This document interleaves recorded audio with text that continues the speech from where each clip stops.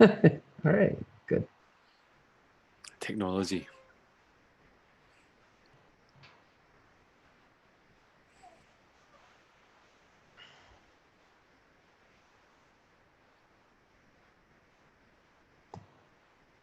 All right.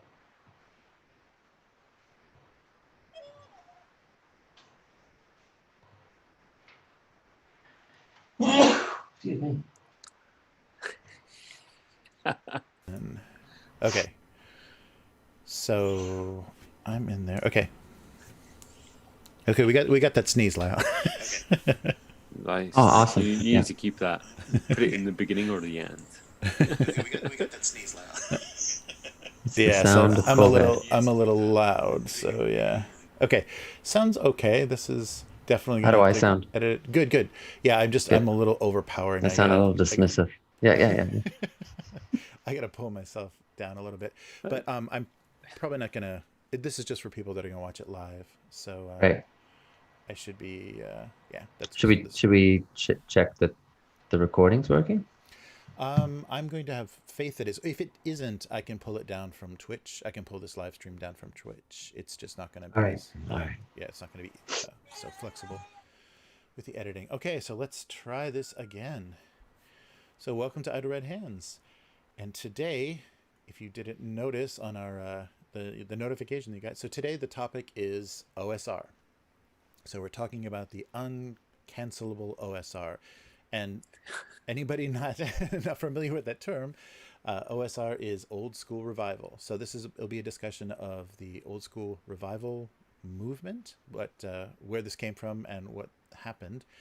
And I guess the reason that we wanted to talk about this is because of some of the things that have been happening in tabletop recently. And the first most noticeable thing was the Wizards of the Coast legacy disclaimer. So on all the older D&D products that are mostly just available digitally now on DriveThruRPG, starting with anything pre 2014, they put a disclaimer which pretty much matches what Warner Brothers did on their cartoons and MGM did on Tom and Jerry, saying that this dated material may contain things that are offensive, that are racist, that aren't acceptable now, and they weren't acceptable then, and we just want you to be aware of that instead of editing anything. So And Oriental Adventures is number 3 on the hot titles yeah, right now. Everybody's downloading it as fast as they can. Yeah, don't get me started. There's actually two disclaimers, two disclaimers. Mm-hmm. There's one at the bottom of the description for all titles, and it's just kind of saying it's like some older content we will reflect and we want kind of move forward, and then the ones that you would think that are the problematic titles, we'll say, like Oriental Adventures, has another disclaimer right at the top.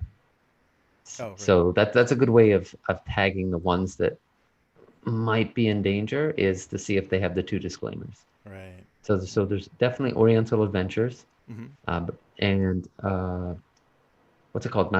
Matsuka, the reimagining of the conquistadors in South America. Oh. Yeah, they had. But it's funny. It's the core set has the double disclaimers, and any adventure you can get print on demand. It's only got the one disclaimer. Was it Mastika? I forget.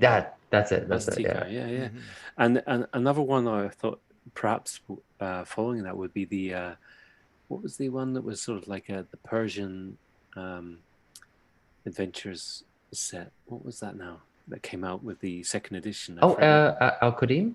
Al-Qadim, yeah. No, it doesn't have it. Oh, wow. Neither does. That's pretty sort of quite.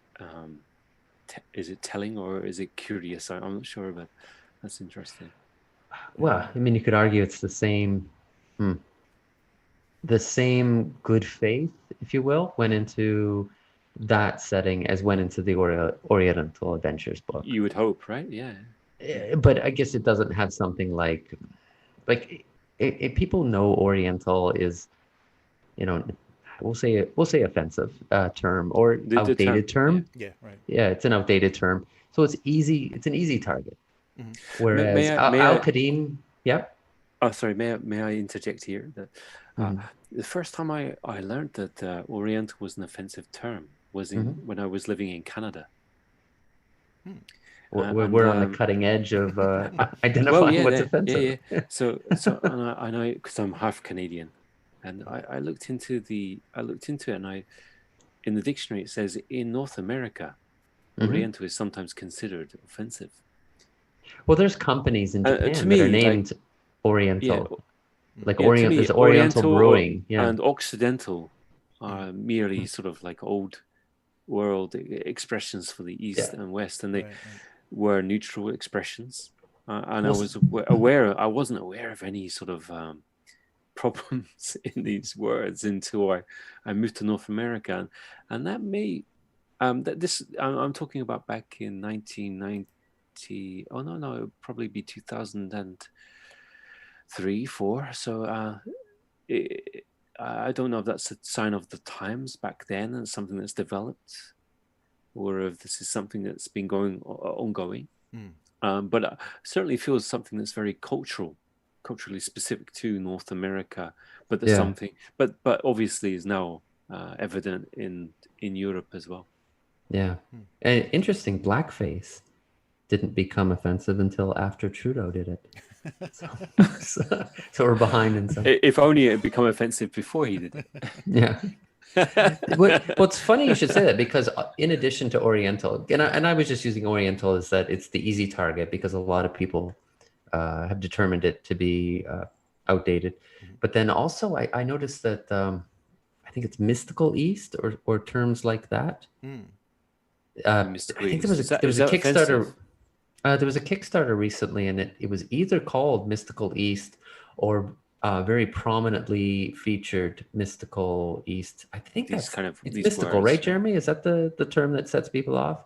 Maybe, yeah. But there's a term that's if you put it with East, exotic East is another one where people don't like. I think Modiphius's Conan supplement that focuses on the eastern part of that particular world, and they might have used exotic or mystical, and then people were complaining about that because it's sort of Eurocentric or so that's centric. And I think some of the prejudices, at least in the U.S., that are based on Asian magic, like Asian people that emigrated to San Francisco or Los Angeles were using their magic to seduce women, which was basically opium, I think. But they were using their magic. So I think that's where that comes from. Why else would you learn magic? Oh my goodness, we've taken a dive already. Yes, right. So, but just the point being is that I think Al-Qadim, you'd probably actually have to be familiar with what's actually in that source book to form an opinion. So for most people that might be, I don't know what that word means. Right. Yes. What's that? So they don't know what the title means. Al-Qadim.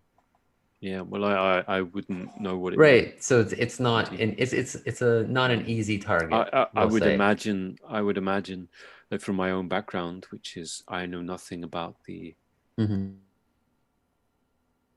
East. I've read, the Arabian Nights stories and whatever is translated into English, and I was brought up with movies about Sinbad and these things, and so they are exciting. They're like to me as a British person, they're part of the exciting past. They're part of the world's how do you say, like a mythological sort of shared culture, as is the Greek myths and Norse, the Norwegian or Scandinavian mythologies, and obviously very much informed by Harryhausen's movies, so the Sinbad movies and going on to the Greek movies. So you got like the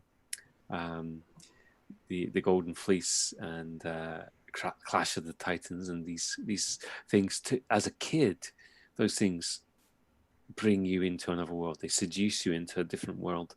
You don't care. You obviously there are problems perhaps in the way those worlds are portrayed, but you perhaps you should care about those things. But as a kid, you don't understand that feature. What draws you into those worlds is the excitement of those different worlds, and the shared humanity, and it's something that you want to get into. And I think that's something that was obvious to us as kids, and it's something we got a lot from, like, for example, the first edition Advanced Dungeons and Dragons, Deities and Demigods, that was later titled Legends and Lore. That's where we started, a lot of us, from looking at these world mythologies, and we didn't have like these card games and stuff. We didn't have like Pokemon. What we did have was we had the Finnish mythos, and we had this Chinese mythos, and we could look at these gods and see who was harder than the other god, what magical weapons they wielded, and something about their culture, a little bit about their cultures and the world views that they had, and it sparked our imagination. It sort of opened up a whole world to us, whether obviously those books were not written by people who came from those backgrounds. Regardless, it set a lot of people, and this goes the same towards, this is equally relevant towards Oriental Adventures, that it sparked a massive interest in the East. Sorry, I'm doing air quotes. We didn't know about it. We were fascinated about it, and many of us ended up living in the East. And we studied. I took a master's degree in Oriental Studies. That was bit of a slip there. No, I studied with I studied advanced Japanese studies and East Asian studies. Definitely not called Oriental Studies. But these things, these very minor things with many discrepancies and errors, can open up people's minds to new things. And obviously nobody's expecting D&D or role-playing games to in any way imitate history or reality, or they should not. Well, I would say it's the equivalent. It can open up your imagination towards these things. It can open up your interest towards these things and to study into them. To me, it'd be the equivalent of Robin Hood or King Arthur opening up somebody's interest in medieval history or that right? period. I mean, it's about, obviously, King Arthur is not an accurate representation of what happened in wherever you want to peg the Middle Ages or whatever, but it gets people interested. And yeah, when they do more exploration, they can find out, oh, that, this didn't happen or not happen. But as far as like setting it, forming a basis for a fantasy world, it's sufficient. If we open up, if I can sort of expand that, right? If we open up like the Arthurian legends and so on, I mean, it originates in the the Welsh folklore and history, and also Breton history, which is a part of that British Celtic history. That moved, was forced out of Britain and had to emigrate to the mainland of Europe, to France, right? Brittany. What that is the expansion of the Anglo-Saxons into Britain. So you have this very complicated. If you really want to get deep into the history and the cultural studies, the language of these things, King Arthur is not a white Anglo-Saxon mythology. It's about the native British being displaced by German invaders who become the new English people. And so when you look at history in that through that lens, it becomes very complicated. Who are the invaders? Who are the British? Who are the Anglo-Saxons? Who am I? And at that point in history, whiteness, you can say now, well, everybody's white, but at that point in history, whiteness is not so relevant as your culture, your clan, where you came from at that time. Mm-hmm. And as many Irish people, I think, know, that they weren't until very recently considered white. And also many Italians. And so what is race? What is ethnic roots? It's very, very complicated, and it's very when you go back into legends and lore, it becomes even more so complicated. It's an amalgamation. We borrow from each other. We create pastiches through our mixed culture and through history, and it's not an easy thing. I don't think. I'm sorry if that's a bit heavy.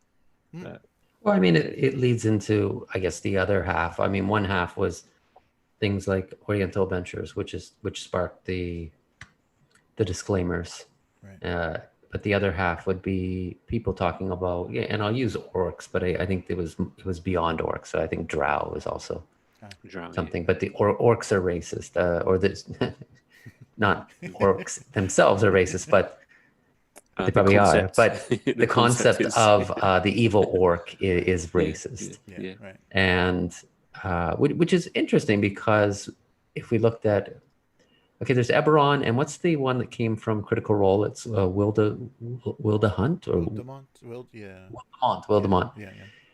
Yeah. They actually have, I think, we'll say complex orcs in regards to evil orcs with more Tolkien-esque style. So if you looked at like the three main settings that 5e currently has, 2 of the 3 have the complex orcs, and only Forgotten Realms, because Greyhawk's not really being supported, but only Forgotten Realms had the idea of like orcs are inherently evil, or at least there are inherently evil orcs within this world, and that's just the way it is.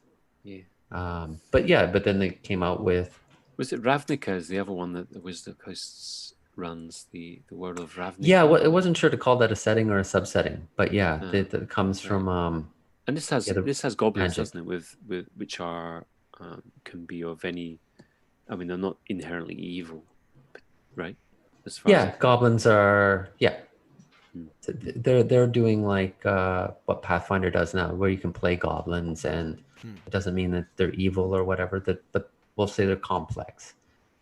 So that came out, and there was certainly some backlash from people, and I can understand it definitely why there would be backlash, because for one thing, like, was there a need to do it? Because you would already, if you had this world where where people were already creating settings with complex orcs, do you really need to come back so heavy and saying, it's obvious that certain races are drawing from real world stereotypes, and what I thought that did is kind of made it where if anybody wanted to play, I'll say a more classical version of the orc, where the orc is the orcs are the bad guys, then they're kind of tainting those games and saying, well, you're now playing this style of game, knowing that these are drawing from real world stereotypes and that. But it's because we've declared it. We, as the caretakers of the D&D legacy of the brand, have just declared that that's just the way it is. Right. So I thought it was a bit of a heavy way to do it. I think they could have done a more nuanced approach, saying like, going forward, we think this is where we are at now. Then going forward, what we're going to try to do is portray orcs in the complicated way, or more complex way, because that's what people want in these races. They don't want more black and white, black hat and white hat kind of characters. People want to play these orcs, and they want to explore these orcs. So that's how we're going to do it. and then kind of left the legacy stuff aside, and just, that was just a different style of playing, which is still legitimate, but we want to have a more complex world and complex settings or something like that. I don't know. I think they could have done a more nuanced approach than the one that they did. Well, if they wish to create, sorry, Jeremy. No. Yeah, if they wish to create a different world with a different way of approaching, for example, orcs, then it's acceptable to create that world, isn't it? And they already have. And they already have. So what is the problem? Well, I think to present the other side, I think they said just the existence of these orcs. And again, yeah, other races as well, but just the existence of or just the idea that there can be any setting that has inherently evil species or folk that should not be, and that needs to be wiped out. And I guess that's one of the reasons why we wanted to talk more about OSR, or why you're hearing a lot about OSR, is because now there is a concern that D&D will go back and the current caretakers of the brand are going to go back and erase what's there in the past. Right. And they've already done that with 5e. Like, for example, the Curse of Strahd. You can't get for the Curse of Strahd book that I have. I guess if they have it on Amazon, you could maybe buy the older printings. But in the new printings, they've already made changes to that, and they've already made changes to Tomb of Annihilation to remove certain things. I think in Tomb of Annihilations is references like savage, and in Curse of Strahd, they especially made changes to the Byzanti, who are like the Romani. Right. That's right. The Romani analog in this world. So they're already willing to make changes within the other edition, and I guess with these legacy disclaimers, now people are worried they're going to like remove things, or go actually. This takes more work because they're just doing scans of printed stuff for the stuff that's on Drive-Thru-RPG. Right. So I don't know if they want to go in and create actual digital files and change them. So they might just like remove them and say, well, I'd imagine they remove them and then they revise them when they need them for IP reasons. Yeah. I mean, a lot, as far as I can see, this is possibly not a very kind reading of the company. But what I understand of Wizard of the Coast is that they take what they can from the past while cutting apart the people that actually created it. They're not very kind to the past, people of the past. They take what they can. They don't create very many new items, and they sort of take what happened before and they basically regenerate that IP and give it another extension of, say, 75 or 90 years to its copyright. Jumping ahead a bit, but some people think that was really cruel. Sorry. Some people think that now with the D&D 5e and the fact that they completely abandoned, we'll say, the more progressive 4e, which tried to do something much different, where 5e kind of, hey, let's take a step back.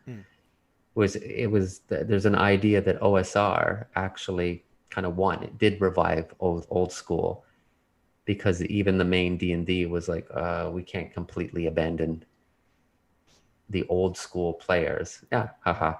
I guess that's changed now. But that was the idea, is that 5e was sort of the Wizards of the Coast way of saying, okay, old school is being revived. What is this old school, though, right? Let's get into old school. So we originally talked about the OSR as referring to old school. What did you say? Old school revival? Yeah, right. I would say Renaissance. No. And I would say that was a different meaning. Or even revive. Yeah, I would say the Renaissance is different to revival.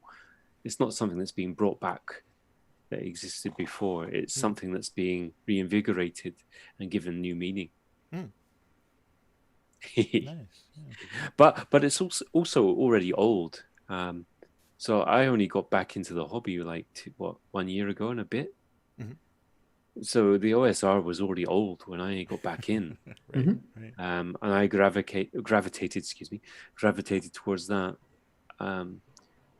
because it hinted at something that I'd always wanted from role playing, but I wasn't getting from it, and I probably didn't get from it back in the day either.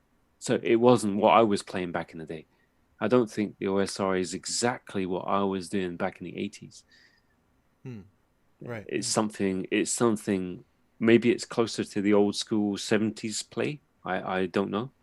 If you look at Matt Finch and that, I mean, these people, what they're trying to do, I mean, they are from the original like generation. So perhaps it's certain school of thought that was around in the mid 70s. I would say, what do you like, think about it? well, it's funny you should mention that, because we're going to talk about the appeal of old school Renaissance, and I was thinking about that, or revival, and one is nostalgia. People thinking back to when they started to play and that. But I also think an aspect of it is a nostalgia for something that never was. Yeah. And we see that within our group. Like one of the players there, he wants to have a campaign that, like, that's his big thing, is like this big long campaign that he never had, and he's getting it now. But then when people talk about like these classic adventures, and it's like, yeah, that's a classic. Or even when they talk about something that's maybe less old school, like Dark Sun, the campaign setting, and they're like, I love this setting, never played it.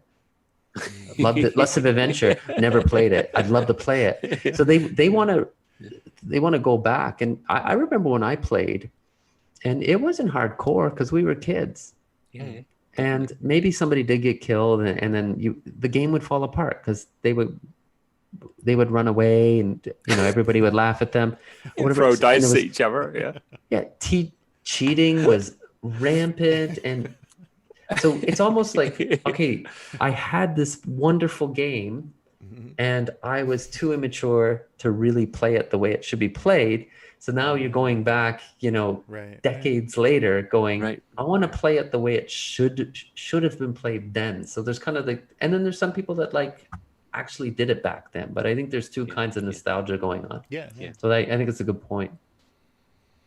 2 or 3 at least, so I think we're roughly of the same generation, aren't we? More or less.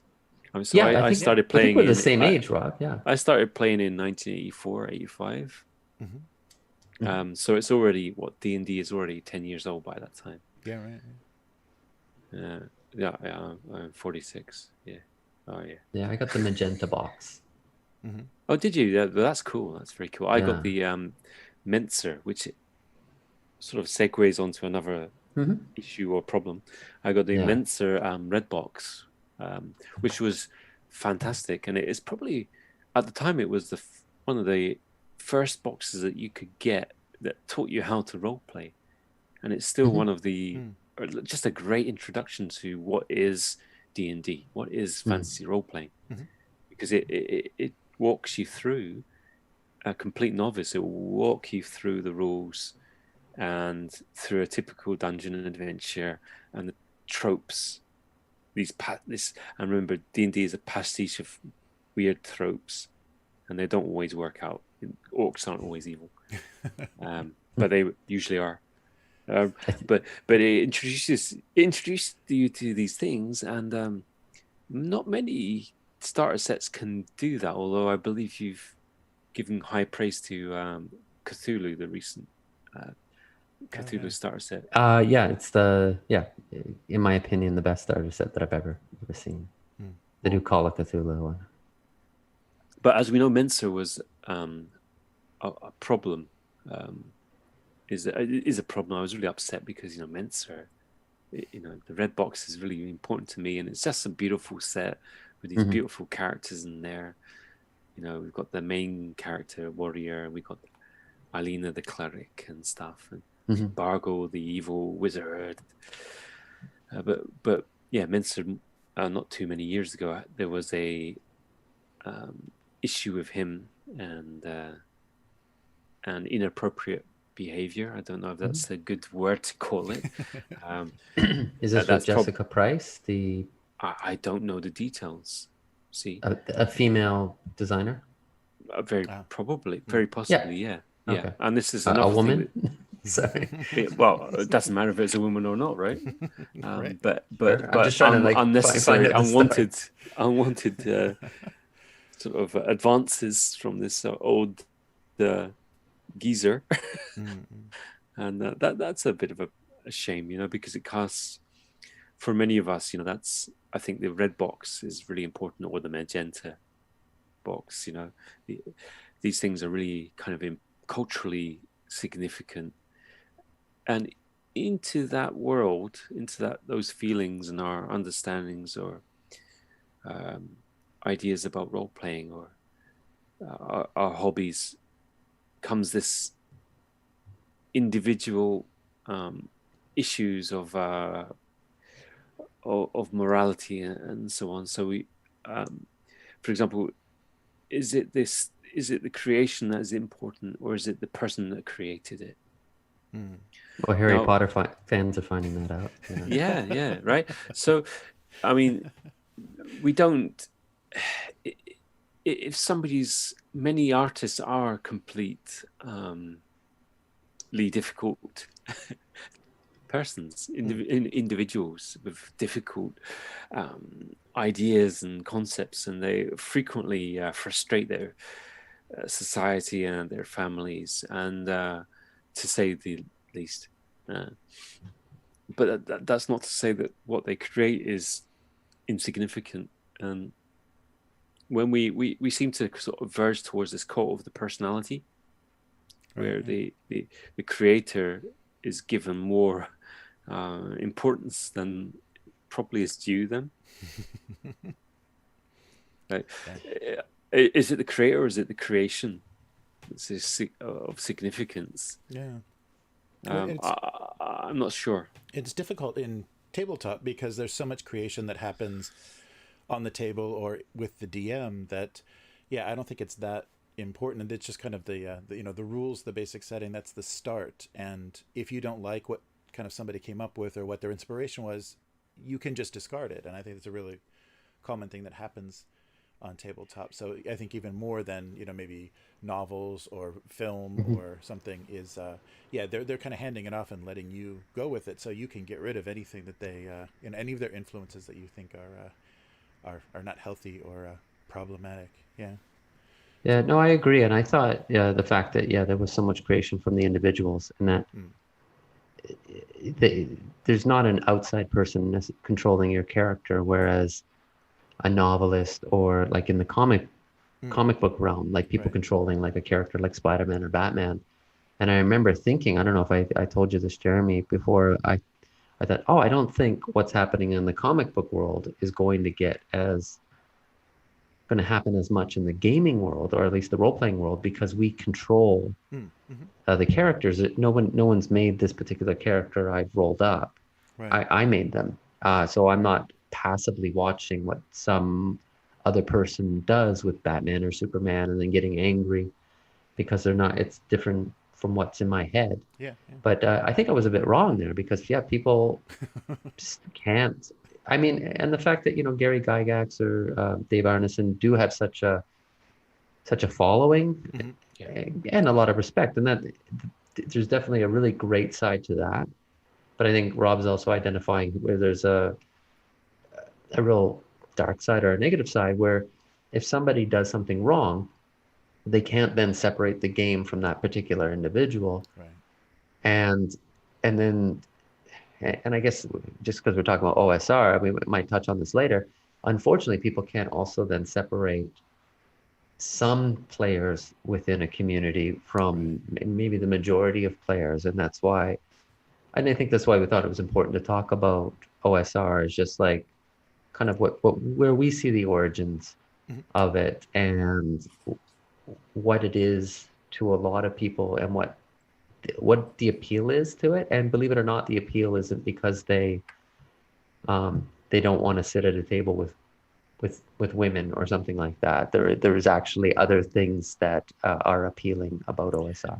May I say, why would anybody not want to sit at a table with women? Excuse me, don't take that the wrong way, but I mean, why would you not want to sit at a table with women or anybody else for that matter? I mean, how strange. Yeah, yeah, because I remember a time, and especially when you didn't have ways to reach out or to play with people, like because you didn't have the internet, you were hungry for anybody to play with. Absolutely. Like if somebody just said something like, "Oh, I like Star Trek." You like Star Trek? Do you like playing Star Trek? Just because we've got this game. You like superheroes? Yeah. Or you're trying to convince somebody, is this really like Marvel Comics? Almost, almost. If you imagine this paladin is kind of like Captain America. Yeah. Yeah. Yeah. So yeah, I've never been in a situation where you're so spoiled for choice, for people to sit at the table that you could take things that are completely not connected to a game to reject them. Obviously, if somebody's a unpleasant human being, then you're not going to want that person, but anybody else, it's fair game. Yeah, absolutely. Yeah, we always wanted, we were, I mean, starving for players, so I mean, our first games, the first group that I was in, my sister was in there, we had another woman, we had a real mix of people. You wouldn't shut out people because of who you might think they might be, because of their views, or because of their color, or because of their gender. Who cared? We didn't care. Certainly, we did not care. What brought us together was the fact that we liked the games. We didn't care. We didn't look at the person as a set of physical attributes that signified their cultural position. We didn't care. We saw those people as us, and we wanted to play a game. That was it, and that probably hasn't changed. But I don't know how many people today really realize that a lot of the old school people were like that. Back in the 70s and 80s, we just wanted people to play with. Desperate. Yeah, we were desperate for it. We were desperate for gaming. Okay. Yeah. Well, the Italian Renaissance has a date. So what's the date for the old school Renaissance? I don't know. I think a lot of people attribute the open gaming license from D&D from 2000. So that would be when I'm sure people were doing a lot of things before then, but that kind of legitimized it because it allowed you to use the world's greatest role playing system as something, as making a legitimate product in that world. So I think people felt they weren't just doing fan or hacks of things; they could actually using this license get credit for their creations. The company that produced the first OGL product, Necromancer Games, their big thing was like 3rd edition rules, 1st edition feel. Right. So even before there's like the official kind of retro clones that came out, like immediately, and I think, what's his name, Ryan Darcy or Ryan Dancy, the guy that came up with the idea to do the OGL. And he was really shocked because almost immediately people didn't start producing, or almost immediately people produced more Dungeons and Dragons. They started producing their own games using the OGL, and people started coming around and like, hey, we don't need to necessarily support this particular game, like the D20, and then they went back. But like Necromancer. Necromancer Games, so that was the basis for Frog God Games, or if I'm correct, or they related had to that? connections to so many. They had connections to, I believe, Troll Lords, and they might even the Frog God. Mythmere, was that the one that did Osric? I'm not really. Osric, that might be the first official. I mean, it came a couple years after Castles and Crusader. What, 2006? Yeah. Osric came out. So I think it's the first official. Don't know. You probably can't. It's a bit psychedelic. Sorry. Osric, So it's Are you Stuart extremely Marshall. tiny there, Rob? Or is that just one massive book? Or I just don't understand perspective. I don't know. It's just like the way It that looks huge. It doesn't. TV works. So this was created by It's like a originally Father it was Ted created by episode. Matt Finch. Matt Finch started the project, which is obviously the same Matt Finch that did Swords and Wizardry, and that's involved with Frog God Games. But Yeah. it was finished, which is curious. It was finished by Stuart Marshall. So Matt Finch must have got bored of the project. I'm completely guessing. So Osric, for those who don't know, is like a revised version of advanced first edition of Advanced Dungeons and Dragons. Yeah. And when I read it, I just thought it was brilliant. Mm. When I saw it just like last year, because it's just one book and you've got everything. You've got the DM's guide, you've got the player's book, and it's more or less in the same order, but it's just with all the guff taken out. It's just easier to read. It's got the monsters in there as well. It's just one volume. You got everything. Yeah. It's a decent rule book. It's probably no longer. I think it lost relevance when Wizard of the Coast made the first edition stuff available again. Yeah, I mean that was one thing that kept me from OSR, is that I could get or had like the older stuff, Yeah. and then I was like, well, what's the point of getting somebody who's like, for example, Sword of Wizardry, who's cloning the original Dungeons and Dragons? Like I can just get those PDFs. Right. And I think instead of, when they had like the third edition rules, first edition feel, you could have like first edition rules, first edition feel, but fifth edition layout, or or sensibilities, Yeah. just like, Or better. and it is, I mean, old school Renaissance, old school essentials.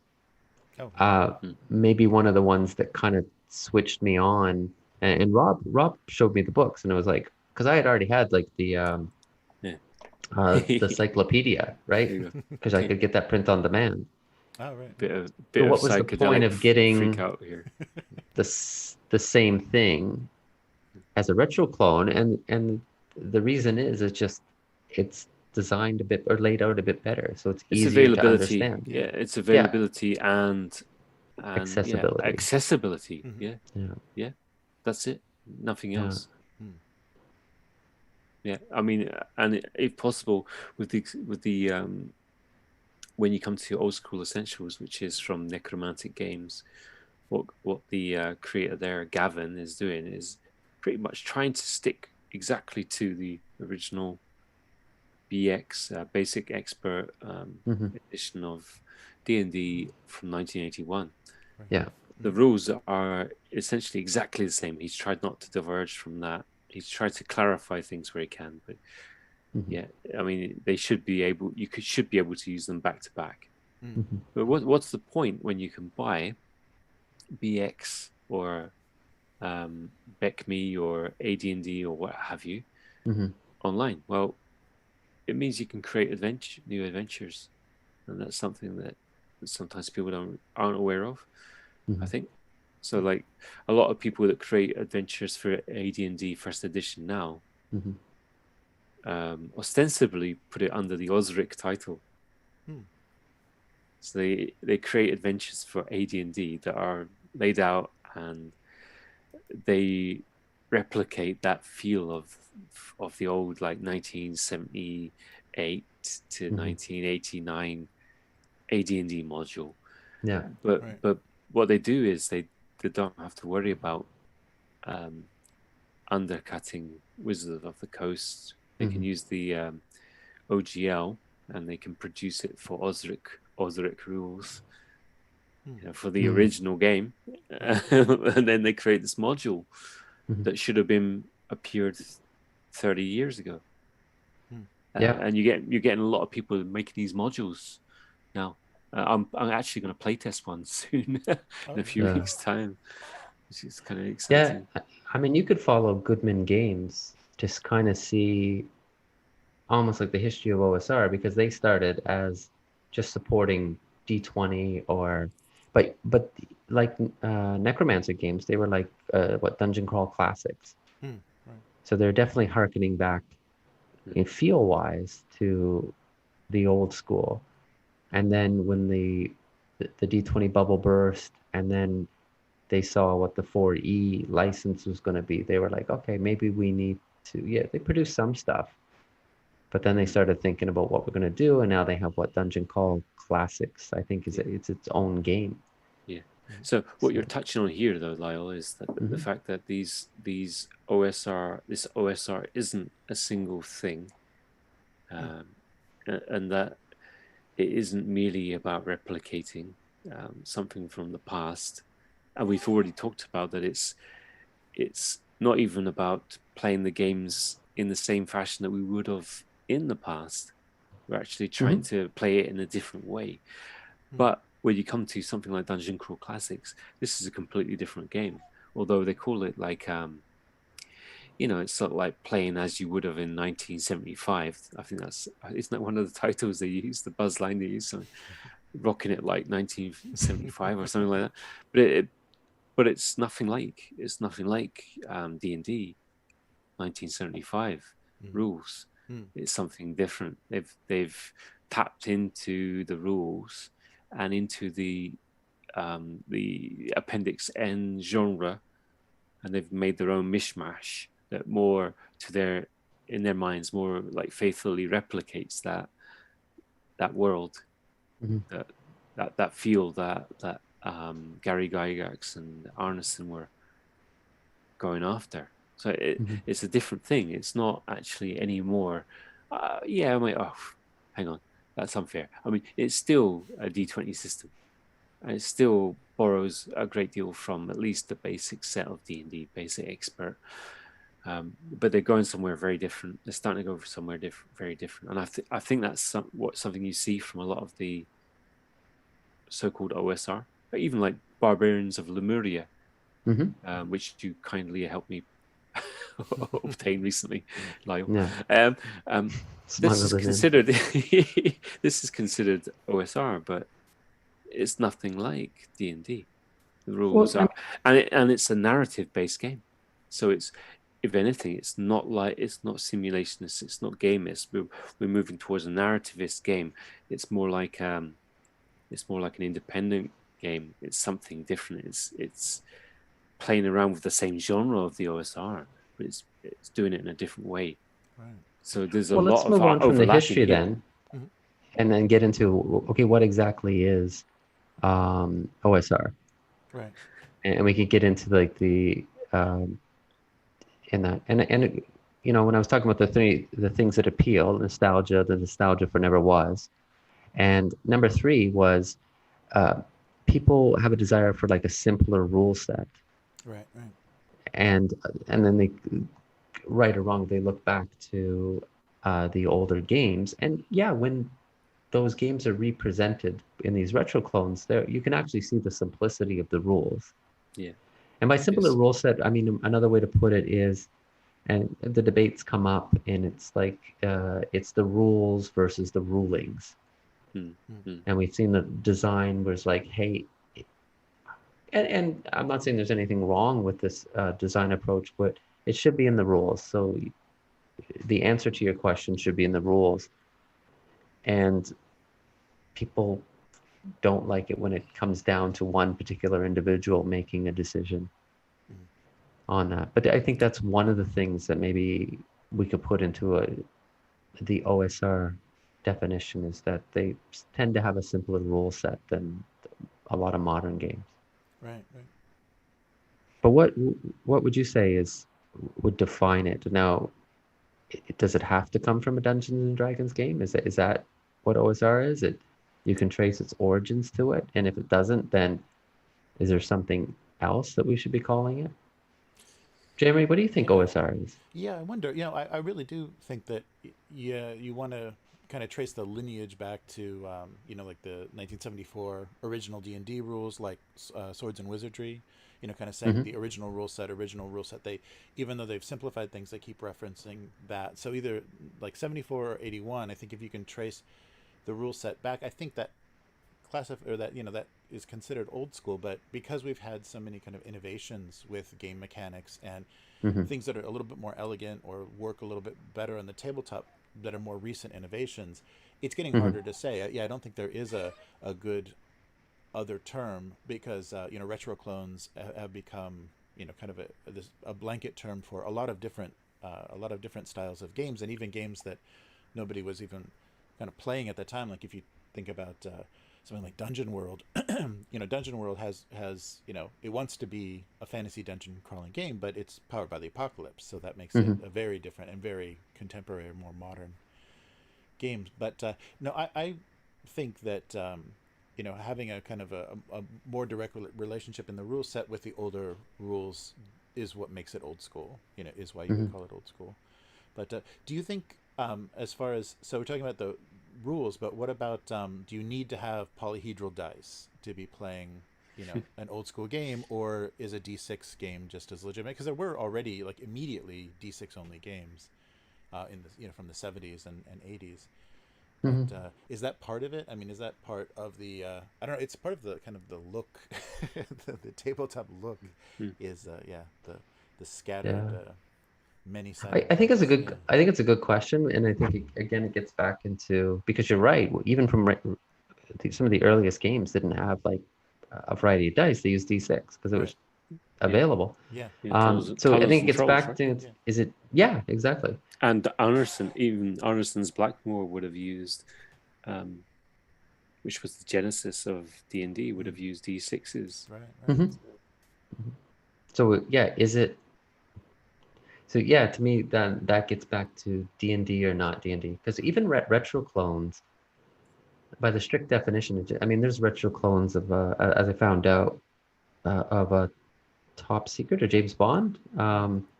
There's retro clones of a Call of Cthulhu's, because they're just using the basic role playing, the BRP. Right. Right. So all they're doing is taking an older game and doing their version of it. So is RuneQuest or is Tunnels and Trolls an old school game? And if It's you an have old, a B, there's old school yeah, game and there's old school, right, there's right, right. OSR. Right. Right. And yeah, that's a good question. Is So the Mithras, revival for or, example, Mithras or whatever, is that an OSR game? you know, is there any meaning in the term OSR even? Which is something that somebody was Griff who did the Blackmore Secrets Secrets of of Blackmore? Blackmore Yeah. Right. movie, yeah, Hmm. documentary. He was a few months back. He was like having a lot of fun, like saying that the OSR was dead and it was unimportant, it was irrelevant. He was trying, intentionally trying to stir up a bit of fuss. But I think his point was that it's an artificial term.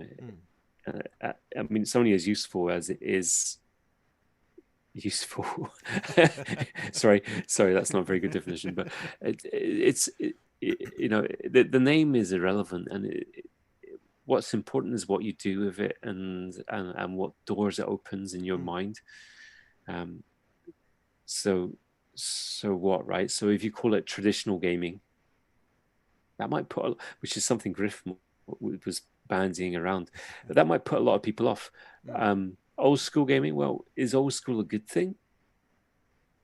It depends what you consider old school. I mean, Right. Right. Yeah. a lot of people nowadays think that anything pre-Trump is degenerate, and somehow that it's progressive since then. And Well, it's been around. I mean, the term's been around for quite a sorry, while. should I not have said the T word? Oh no, that's fine. Yeah, but I mean, the term's been around for a while, so I think it's kind of the new hotness to say, oh, it's always, whenever there's a term, it's always very, I don't know. People think they're Well, clever to right. go, hey, this term doesn't mean anything. Well, of course it means what it Something, means. Yeah, it means what it and needs to mean, right? right, How and I about like think fifth edition? Is that OSR? no. Like, why not? And why not? Because it's moving on. It's not going back and replicating the rule set and then making minor tweaks. It's actually creating its own thing. And I think they went back, I mean, it's a continuation of D&D as opposed to a return to D&D's roots. And that's if you're using OSR as its origins are a particular version of a past D&D. Now, I think also then you could throw out old school gaming and things like that. And I think then you're getting into what old school gaming just kind of encompasses a particular period of time, I would say. Right. If you want to say traditional gaming, I think you're just don't know throwing what out a similar word that's right, hasn't normally been applied to role playing. I mean, it's like saying role playing games. What's that term mean? It's artificial term. Yeah, okay, man. What do you want to call it? You want to call it narrative gaming? But All see, right. see, if you're saying that fifth edition is not old school because it's a continuation of D&D. Well, So here's a question. Is it a continuation of fourth edition? Yeah, I mean, they took some things from fourth edition and they put it in there. I mean, the healing, third edition, for example, the healing was very similar to the previous editions, and fourth edition took it to another level, and then fifth edition kind of walked it back a bit, but it's still pretty beefy, the healing. But here's my question. I mean, we could go, is this OSR? Is this OSR? If somebody were to say OSR to you, and does fifth edition spring to your mind? Or do you go old school essentials or sword and wizardry? And then somebody goes, well, I mean, you can make the argument that fifth edition is, but there's no way I'm going to believe that you thought. Yeah. Well, I thought we came here to discuss 5e. What? Yeah. No, I wouldn't either. But I do note that a lot of old school gamers are interested in fifth edition and how it can be applied, repurposed towards OSR. Yeah. So for these people, they don't see the fifth edition as being not OSR. They don't see it as being necessarily contrary to the goals of the OSR, which is getting into like a spooky area, because you're not talking about rules so much as the purpose of the game, why you're playing and how you play it. But I think what a lot of people, and I'm not sure if I understand this because I've never really got into that side of fifth edition yet. But I think what they're trying to say is that it's not so much you can get the fifth edition or any edition, and you can play it in an old school manner. Sure. It's the way you roll with the games, the way you interpret the rules. But that gets down to the distinction of like old school gaming versus OSR. OSR. Whereas like we get into, I mean, it's a term. I mean, if you people don't like the term, I mean, there's a new term, sword dream or whatever. Yeah. But I mean, people are trying to provide a term for something that we know it is. They're taking an older rule set and they're making their new game based on that rule set. Right. They're hacking it. The black hack is a hack of an older rule set. So I mean, if you go, hey, that's an OSR game, and you're like, oh, okay, you don't think they're hacking 5e. And I understand these people like saying 5e brought a lot of older gamers back that maybe went away during 4e. And and if they say, hey, I can play an old style game with 5e, I'm that's great. But if they go 5e is OSR, and you're like, okay, I mean, they're trying to force something. I would think. I mean, that's my opinion. Okay, getting away from the old school. What is OSR then? What defines the OSR play? I mean, that's the question that we're trying. Right. Is it? Was I supposed to answer that? Well, I think the most, you don't need to throw away the term or kind of evolve it, because I think the usefulness of it is kind of player expectations. If you describe, we're going to play an OSR game, that helps people know what they're going to, there's not going to be feelings and lasers, you're not going to be doing something that's either experimental or very it's a single sheet of paper or anything, there's going to be dice, there's going to be stats, and there's expectations of, and a lot of, most of the time that means fantasy, that means fantasy role playing, unless it's a clone of, something like Gamma World or something. But Yeah. So, but I think that it's useful in that it helps expectation. So if you call a game that, or if you are referring to OSR, people kind of know what they're getting into a little bit better than if you're just throwing something much more experimental or much newer at the much more indie RPG. Yeah. I would agree with that. I would think, and I would even say, if you were going to play like something that wasn't fantasy and you were saying OSR, you would probably clarify. We're going to do. You might even use retro clone. We're going to do a top secret retro clone. Yeah, yeah, that's just because, yeah, they know what they're going to. But if you said, hey, we're going to play an OSR game, I think I know Stars Without Number kind of gets away with it, but I think you then a science fiction OSR game, and then Right. you're kind of going, oh, it's either drawing from D&D or is it Star Frontiers? But they kind of look thinking of that era of where you're drawing from. But if they came to the table and then you popped out, hey, 5e, but we're going to play with an old school vibe, people are like, oh, okay, I'm down with that. I didn't expect that when you said OSR. Why didn't you just say 5e? Yeah. Yeah. Well, what's the old school vibe though? Eh? So when I came back, I didn't really have any confidence in playing or running 5th edition, right?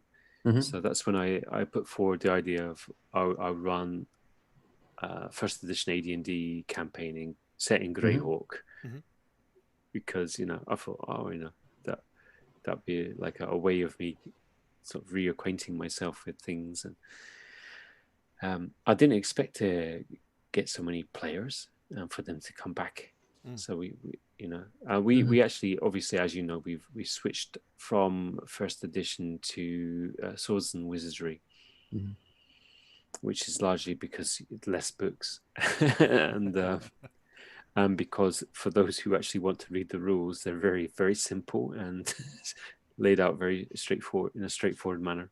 Yeah, I was really impressed. I thought that'd be sort of helpful for like accessibility, because the idea that the old school is really complicated or arcane and difficult to understand. AD&D isn't advanced. It's not that complicated. It's not like it's not like Pathfinder. It's essentially it's actually fairly simple. But the books are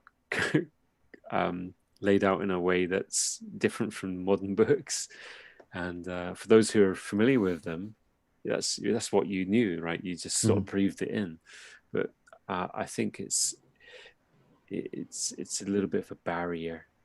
Perhaps that's why Osric is an alternative. I don't know, but I thought Swords and Wizardry was good because it's a step, and also it's very similar to. It's not so much AD&D as like Greyhawk era, original D&D, which is curious to me, and it's much more simplified. It's just the rules are much more straightforward. Let's just get in there. If we don't know what it is, we make up the rule. We make a ruling. Trust me, hopefully, as this, as the referee. That hopefully people trust me. I mean, so do you want to play old school? What does that mean? Well, it means you have to be straightforward. So when I started, I was like, well, it means you might die. It means don't make such a long character background. Backstory, because you might not survive. Yeah, the foreground might be much. And I was really, really worried about how to sort of say this, and also, I wish that was a new school rule. Yeah, right. And level drain, which is something that's recently come into play. And what I was concerned with, that people would like run away, so I would sort of like introduce things in a sort of like tutorial manner. It was really railroady. The first few sessions especially were really railroady, and we had a combat, and we introduced the style of combat where you declare your actions and you do this and that, and then you roll initiative after you've declared action, and getting used to these sort of like straitjacket rules, these limitations which people aren't used to. And it was a lot of fun doing it. I was playing like the rules as written, but it was also a real pain which is one reason why I switched over to Swords and Wizardry, which was a little bit more freeform. The OSR is a little bit more freeform.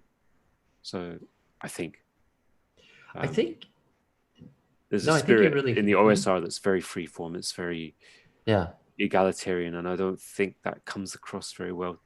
Most people, they see it as the OSR as being something that's old-fashioned, traditional, and mean-spirited, which I don't think is what most people want. I think we want challenge. We do want death in the game. We do want jeopardy in the game, but we want that to build up the feeling of the game. We want that to improve. How can I say? We want that to make people feel more like they've got more in the game. They've got more invested in the game. Sure. And a bigger sense of accomplishment when they actually achieve things. You're not just saying, DM, you're going to do this. No. Which the DM or GM or whatever referee is setting forth a world, trying to make it feel real. But they need the players to engage in that world. Without that engagement, there's no world. So they need. It's only when the player engagement and their freedom to move and make choices comes into play that the world gains meaning. So like I'm not a story writer. I'm just sort of setting a few boundaries for myself and for the players. Like laws of physics, if you will. And it's only when the players come in that it gains any meaning. Right. It's really, really, really something that is new to me. As a gamer, as a GM as well. That's not how I would have played it back in the day. So I think it's really invigorated me. The OSR is something I really want to say. It's really, really sort of reinvigorated my interest in what role playing can be. I think you touched on like some good points. Some of them misconceptions. Like, but what is the vibe? I would agree that it's adversarial more than people. And when they hear that, then they think, it's mean-spirited. I think you're right. People do come to it thinking that the rules are arcane. And from a modern, if they were actually going to play older versions of like the actual first edition AD&D, it's going to be written in a way that they aren't going to find as accessible as some of these OSR games that have been where they take the same rules but they present it in a way that the modern person is going to read. I think they'd be surprised at how simple the rules are. But I think there's also, like I said before, pushback about that means that you have a one person at the table, the dungeon master, the game master, who has to make rulings and has to make decisions, and then they have more power than the other people at the table, which I think puts some people off. But I think other people find that attractive. It's the trade-off. I get a simpler rule set and in many ways more freedom, but I am relying on one individual then to make the call. I think that's part of what OSR is. What do you think for the vibe, Jeremy? I think a lot of things that Rob does as a DM, I would think are very OSR, especially like the inspiration, like taking from like an adventure or a small adventure from Dungeon Magazine. I thought that was great, like to see something, including something like that in the campaign, because those, like Lyle, when you're talking about nostalgia and things, there were those things that I always wanted to play this, or I always wanted to use this as a source, and now you're able to do that, and I really like that about Rob as a DM. That it feels some of those things in the way that it is freeform inspiration and deadly. I think the deadliness does have an old school feel, definitely. I from first-hand experience, I know. Sorry, Jim. But I think people misinterpret it if they see, when they hear a word like deadly or lethal, and they see it as a negative, and and they almost see it as and you get some people who play it up where the dungeon master is against the players in a way, or is trying to kill the players. Yeah. And even back in the day, I mean, that was considered not a great, not a pleasant dungeon master to have. I don't know if you saw this documentary, but it was before like role playing really returned to the, you know, the general culture consciousness, and it was called the Dungeon Masters.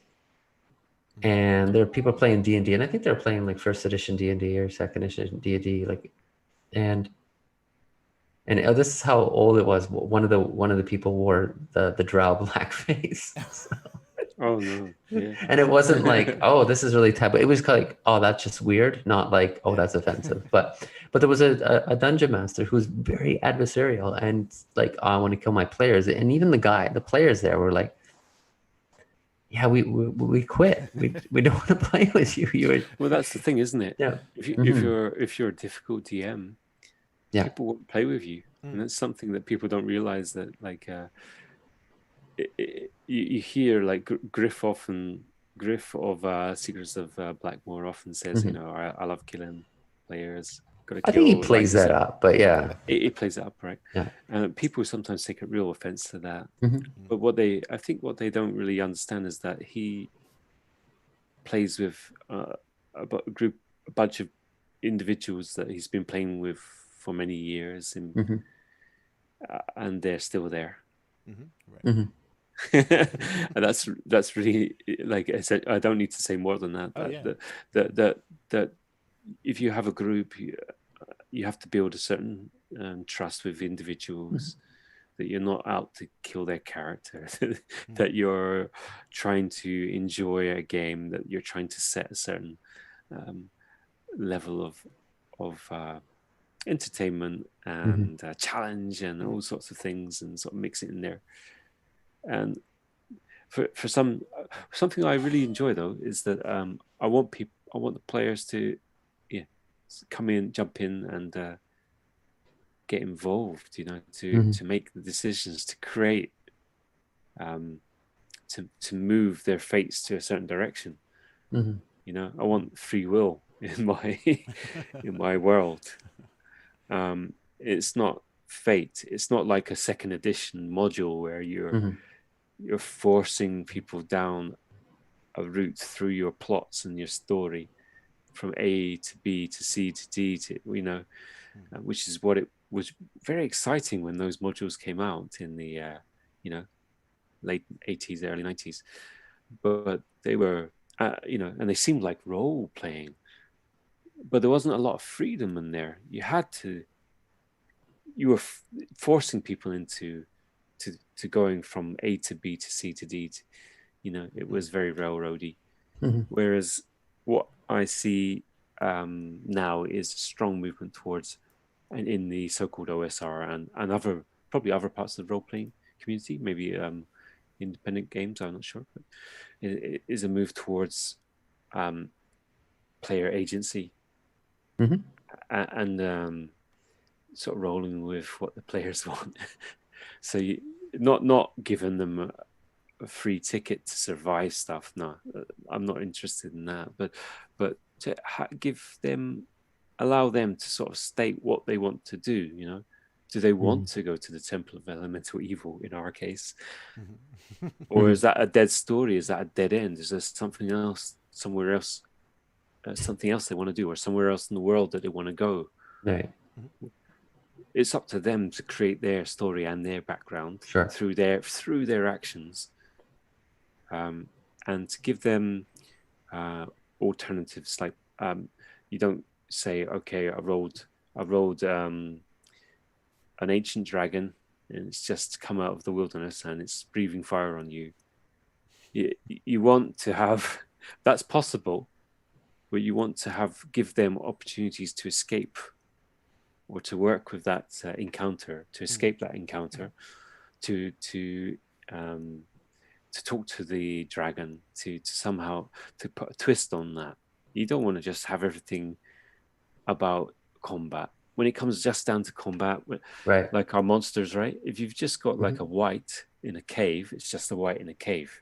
But But if you've got a wight in a cave that wasn't a prospector, like Mhm. in our previous session, Mhm. that Mhm. wight had a history. That wight was a living creature.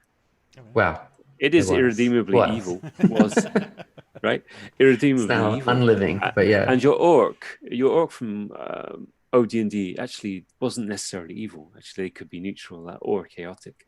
That's another story. But I think in the Caves of Chaos, like probably the first adventure many people who played D&D would encounter, they actually play with the orc thing. They have like orc children. yeah. Yeah, so What do like you do orc with those families. children? So like, What do you do with the children? Right. Yeah. Yeah. That's a really important moral dilemma, and that's what I really enjoy at my age now. When we were kids, we just killed everything and Right. plundered it, or we went through the stories. But what is exciting now is what would my character do? Is it acceptable? Could they live with killing off the kids of this orc, or should they somehow your character recently? So that wight, when they killed the wight, he did prayers over the wight's body. Yeah, Right. forgiveness, right? Yeah. Yeah. That we just made up. Yeah, it's not like I had it written down. Doesn't matter, right? Yeah. So this kind of sort of introducing these sort of like themes. It's not making evil sort of different grades of grey. So evil is evil, Mhm. but how do you operate? How would you operate in a world like that?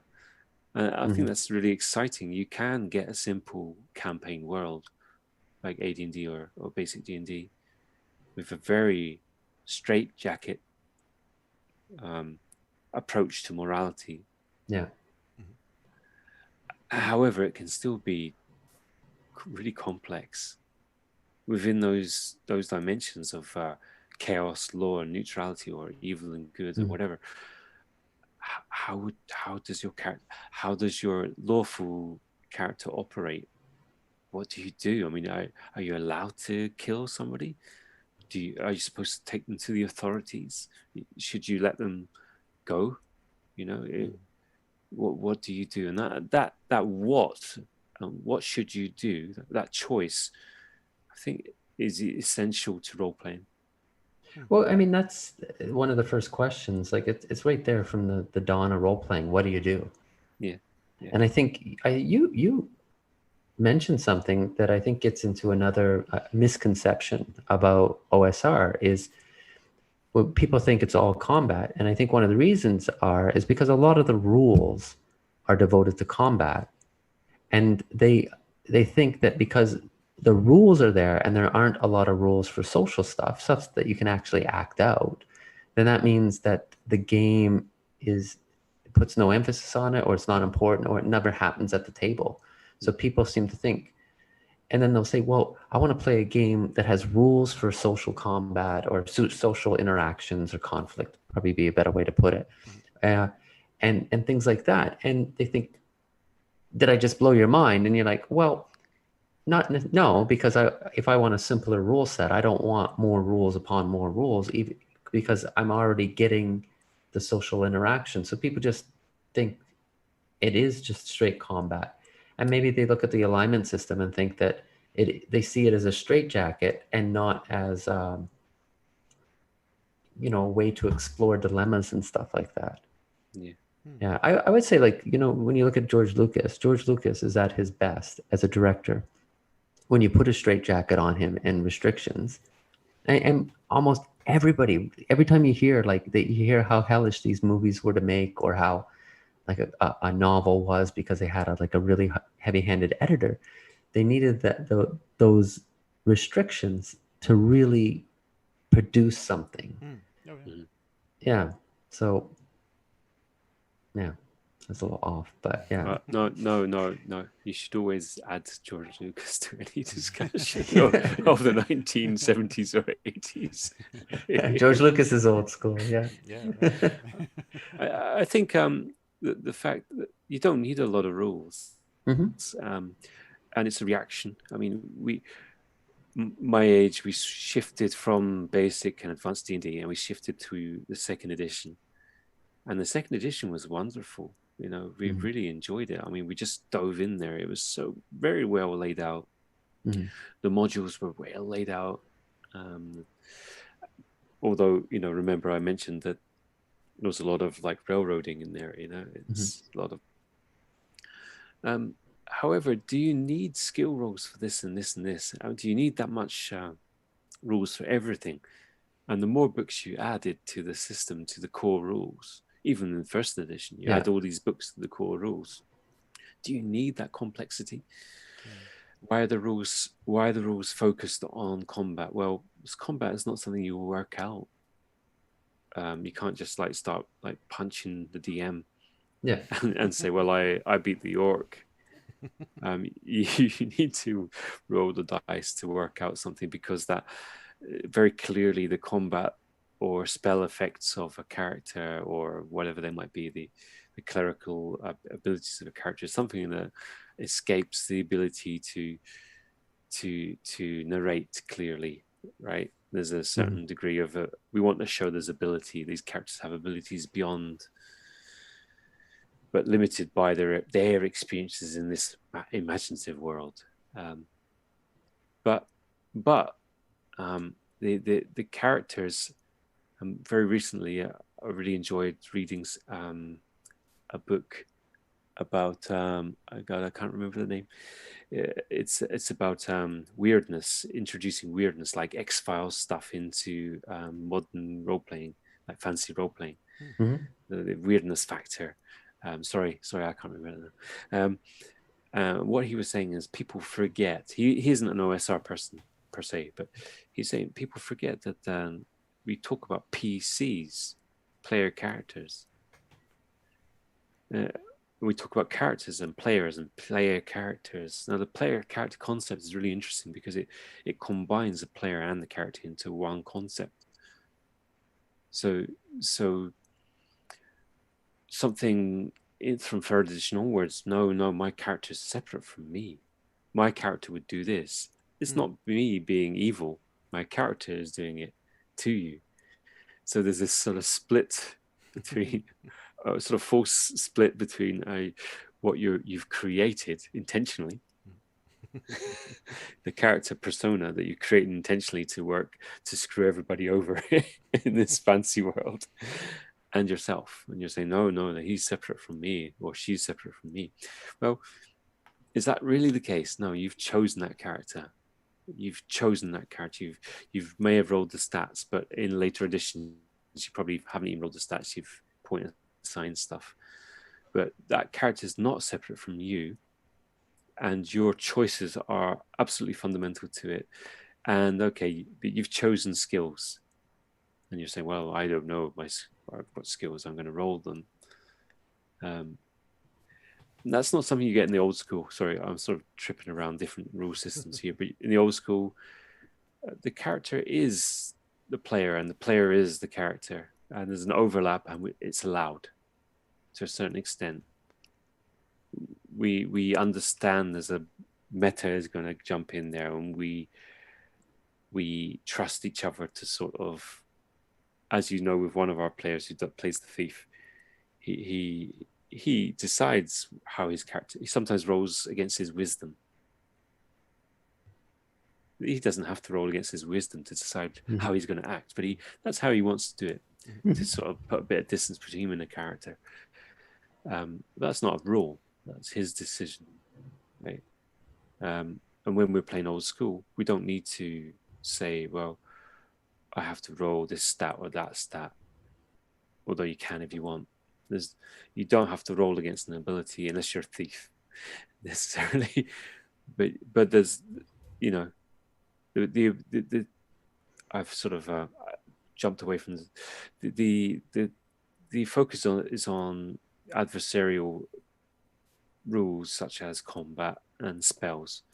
The other things, a lot of the time, you can work out by talking to the GM and asking about the situation. Are there a bunch of rocks above me?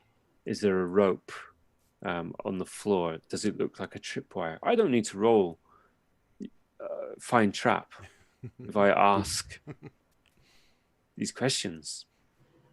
Nobody should. If they ask the right questions about the environment they're in, they don't necessarily need to make these dice rolls a lot of the time. So even the thief, that's find traps is maybe an exceptional ability above and beyond the ability to sort of like for the player to ask questions of the GM, right? It's a sketchy area of the OSR, is that you can disarm traps without being a thief. It's like people are trying to recapture or capture, if they never had it to begin with, like that sense of discovery. And then you watch something, like a documentary, like The Secrets of Blackmore, and then people are like, wow, that was it. There was nothing confining you. You would just, if you wanted to do something, you would create it. Oh, is that he the one that created the first whatever first spell? Paladin, right? Yeah, the first whatever, Paladin, and then first and Ranger, yeah. And people, like really definitely reacted, and I don't think it's any secret or any coincidence why you had in 2000 you had the beginnings of the OGL, and then you got kind of the environment that would make like kind of using that OGL to go back into the past, because one thing that if you look at first edition was the adventure edition, second was the setting edition, third edition was the rules edition, where you would just keep adding new splat books to add rules, and then you can almost see the OSR as a reaction to that, in addition to other things, but also a reaction to just more and more rules, more and more books to tell you how to play, as opposed to just sitting down at the table and finding out how to play with other people and reacting to them. I mean, the rules have changed a lot. I mean, people forget that, like TSR, which was the company that launched D&D, was an independent company. It was an indie maker. They would hate to say D&D is an indie game nowadays, right? A lot of people, but it was, before it incorporated, D&D was an indie game. It was the original indie game. It's slightly off topic, but it just kind of shits me when people talk about indie gamers, and you're like, do you realize, like, this company that's been around making Tunnels and Troll, do you realize they hardly have any employees? They are tiny, they are minute. Steve Jackson Games or Palladium Games, they're just like practically just family operations. Definitely, so cottage industry. So you could say people have this sort of like belief that you can go into role playing now, and you can create adventures, and you've got 1,000 followers, you got a nice picture up on Twitter, and people are liking everything you do, and you write something, and you're going to be able to make big money. If you're ahead of the times, hey, Oriental Adventures is evil. Try my game. It's kosher. It's kosher Asian role-playing game, because imagine if they got the wrong word wrong. Oriental Journeys. Because of XYZ. I have XYZ license to make a kosher or Asian role-playing game. And you can do that. You can launch that game, but it's going to be hard, because it's a small. I mean, there's a lot of people buying games nowadays. But most people, I mean, even like I'm really interested in RuneQuest and stuff. Who plays RuneQuest? and a lot of people do. It's coming back. It's coming back. Yeah, I mean, but like the majority of people who are playing role-playing games, they're really worried about D&D. They're concerned about D&D, and they may be concerned about some other games, some independent games that appeal to them. But what the hell is RuneQuest? I think that's it.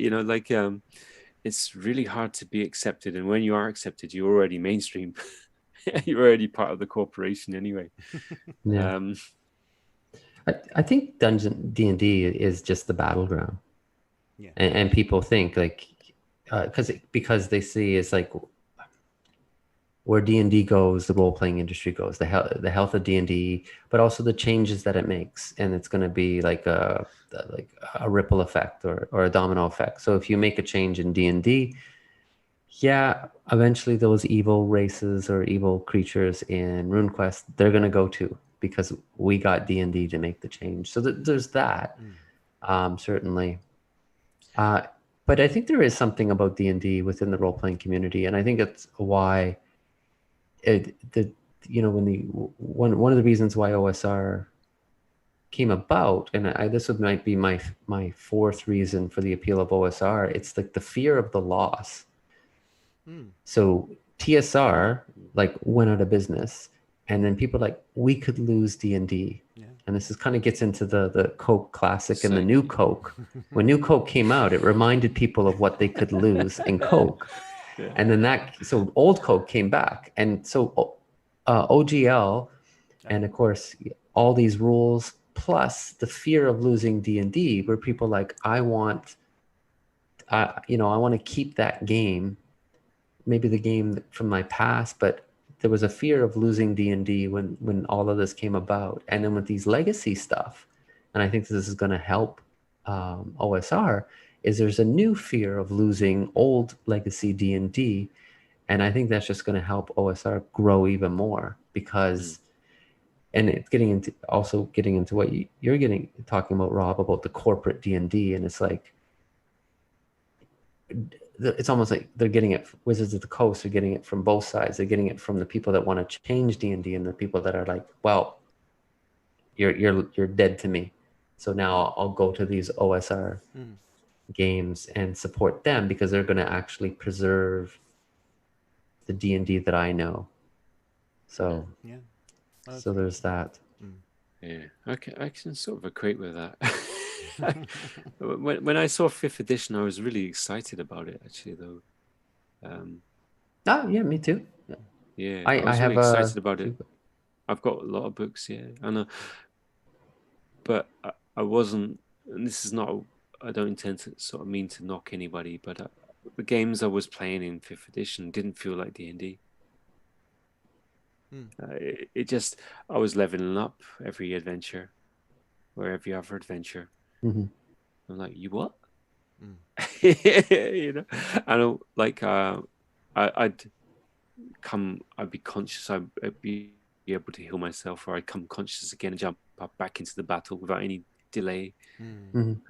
I'm like, what? I'm like, what? Yeah. What is this, Marvel superheroes? Right. Everyone's a Wolverine. It seems so. It was a bit of a shock, and I would like to say that I think it's possible to play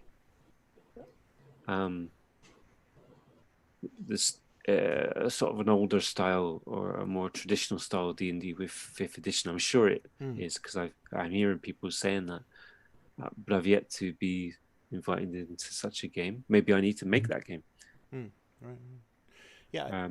Something that you just said, Rob, that really made me, it just kind of clicked, and this makes sense for what Old School Revival is kind of doing. A sensibility, I guess, starting with like 4th edition, of people that their exposure to fantasy role-playing was PC games or console games.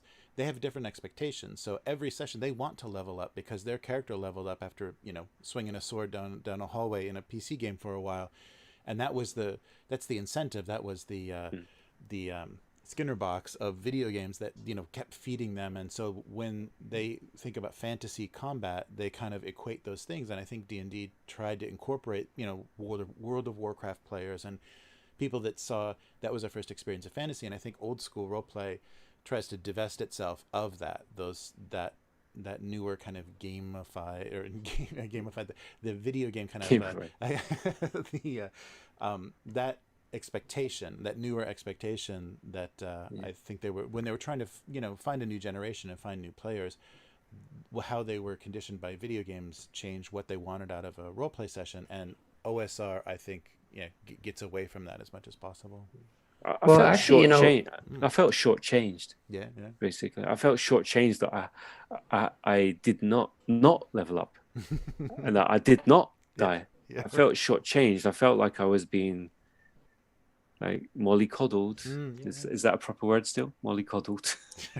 Mollycoddle. Yeah, well, sure. In some areas, probably not in Canada. We've progressed beyond that. Progressed. Oh, you progressives. You know, I'm going to defend the new school stuff a little bit because please do. I think if you looked at the video games back when these old school games were going on, they were the same thing. Like you died. They were, and they very easily. Yeah. And it's funny how role playing games and video games have progressed in a way and moved in a way where they borrow from each other. And I think like video games first borrowed from role playing games when they created those style, and then now the video games are like all these save points and you progress quickly, and now role-playing games reflect that as well. And it's funny, and I didn't think about it until you were describing, because I agree, because they were trying to go for the World of Warcraft market, but then I was thinking about the games that I used to play and like, I'm dead, man, start from the beginning. It's just like go. Yeah, that's true. Yeah, the old PC games, the first, Baldur's Gate, and they were using D&D mechanics. I mean, they were basically, you were rolling, they were, the dice were being rolled by the software, and so they were, more deadly and less ability to save. Yeah, you lost a lot of time from.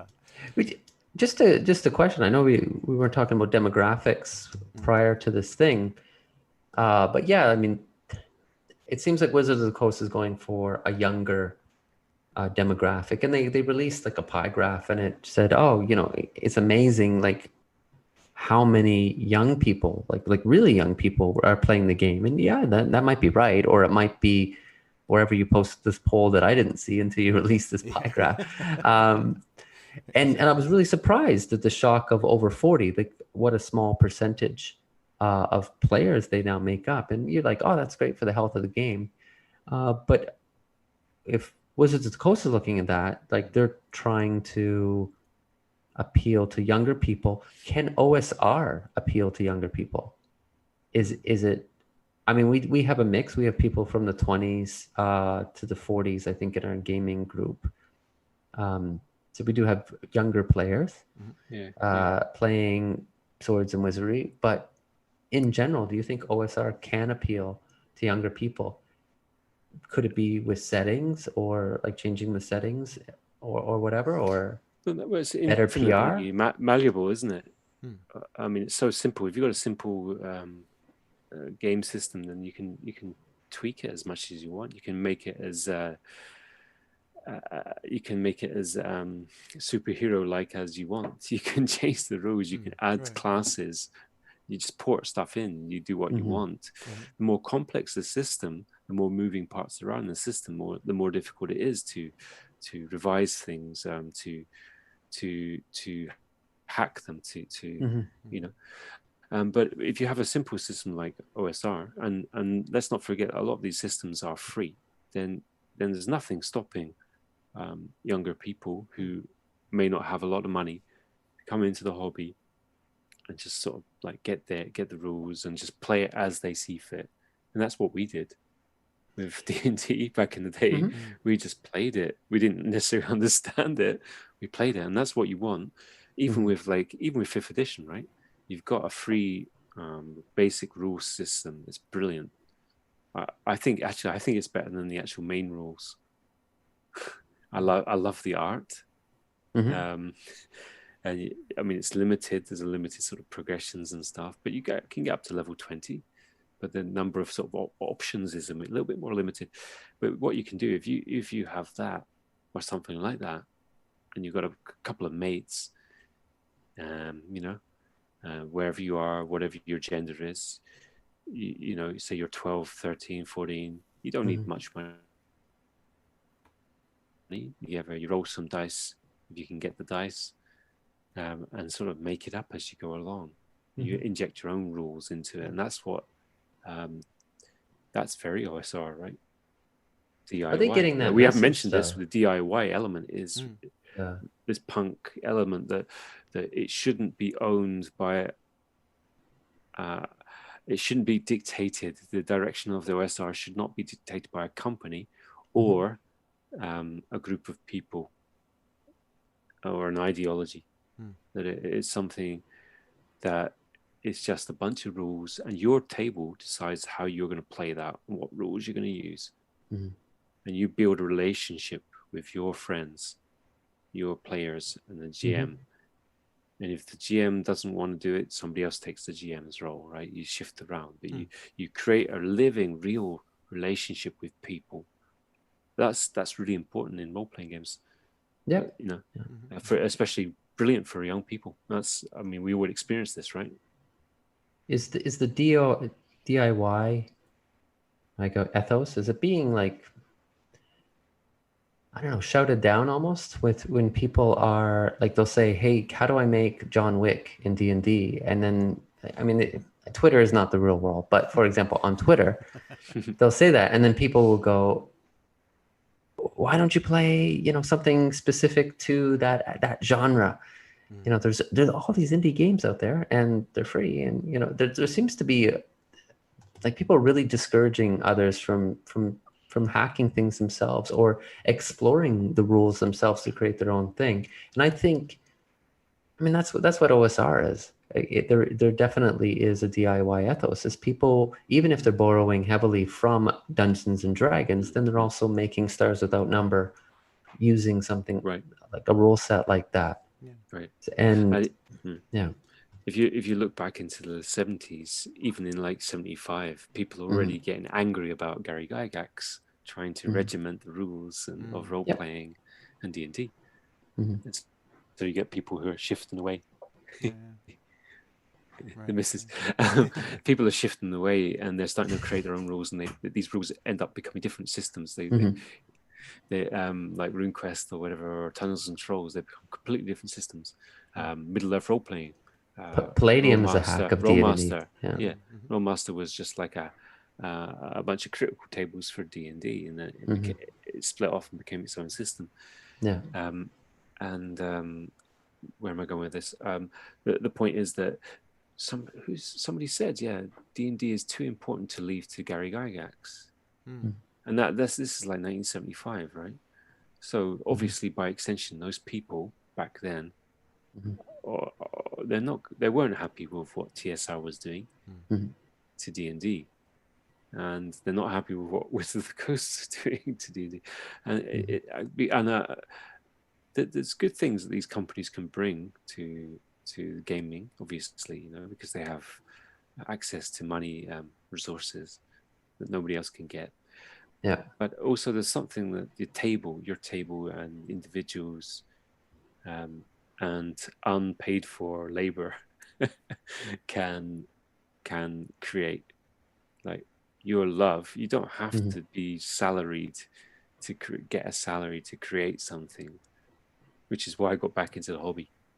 The idea that I could create something and it didn't have any economic meaning whatsoever. That I was creating something and something with people, and I was having a relationship with people, and that wasn't monetized. It wasn't monetized. That felt really good. You know, it felt like a rebellion. You saying nice. That, I mean, it makes me think like there seems to be people are encouraged more to support creators than to create. Interesting, yeah. I think it's isn't it? You want to create, you want to support the little guys, right? You want to the small companies, especially. Sure, right? but even there, I mean, and that's great. You know, I buy tons of games, right? So obviously, I got the message: support creators. But I don't think there's enough out there or enough encouragement of people just to create on your own, to homebrew. I think it was yesterday somebody said, maybe you answered this person, and it was like, should I do Dark Sun, something else, or homebrew? Yeah. I wonder how many people said, hey, do your own thing, instead of saying, oh, I actually really like Dark Sun. I probably said Birthright. Well, maybe Birthright. Yeah, you're part of the problem, Rob. Just waiting for that. Yeah.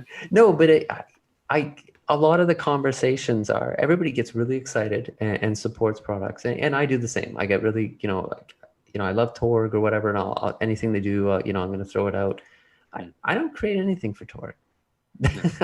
I'm not sitting there going, and what about my own little but world? see, But we should, maybe more see of when you that. get around the table, Mhm. even if you're not creating like a set of rules or a hack or an adventure, right? When you get around the table, you're creating something, and people That's fine, often but forget that. that's separate. I mean, that's Is to it me, separate, that's or is not. it, or is it central? No, it's essential to role playing. But I would say if you say DIY versus, I say DIY is separate from sitting around the table and creating something. I mean, that's actually role playing. That's the core of role playing. But I think there's also the DIY. You do it yourself. If something's not there, then you create it. Yeah, but maybe it's an extension, is what I'm saying. It's an extension of the first. So once you've created once you've got a community of, you've got a player at a bunch of tables, and a table, and you're role playing, and you're starting to create new things, and you look at other games. So I think, you might say, well, maybe we could port this in from a different system. Maybe we can adopt this rule from 5e or third edition, even though we're playing, Old School Essentials or whatever it might be. Right. Or you might say, well, none of these work. Let's make our own ruling Right. on this. So we create our own rules, and we might create a table, random table of effects that might occur. I don't know. If you have a mine, here we go. Our campaign, we now have a mine. What kind of economic sort of like, how effective will that mine be? What will be, what's the sort of like a return on investment? Do we really want to play that kind of game? I don't know, but if that's the kind of game that your players want to play, and we might have to write that rule. We might have to create. We might, yeah. But I think by and large, we're more of a borrowing culture.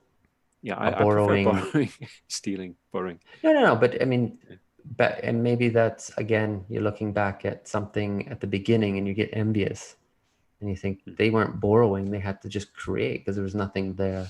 Right. Yeah. Now we can go, and now I do see a lot of encouragement in that. Hey, play other games because other games give you ideas. But again, that's not creating. That's getting inspiration and bringing it together. So I guess the creation is creating an amalgamation, if you will. But I don't know.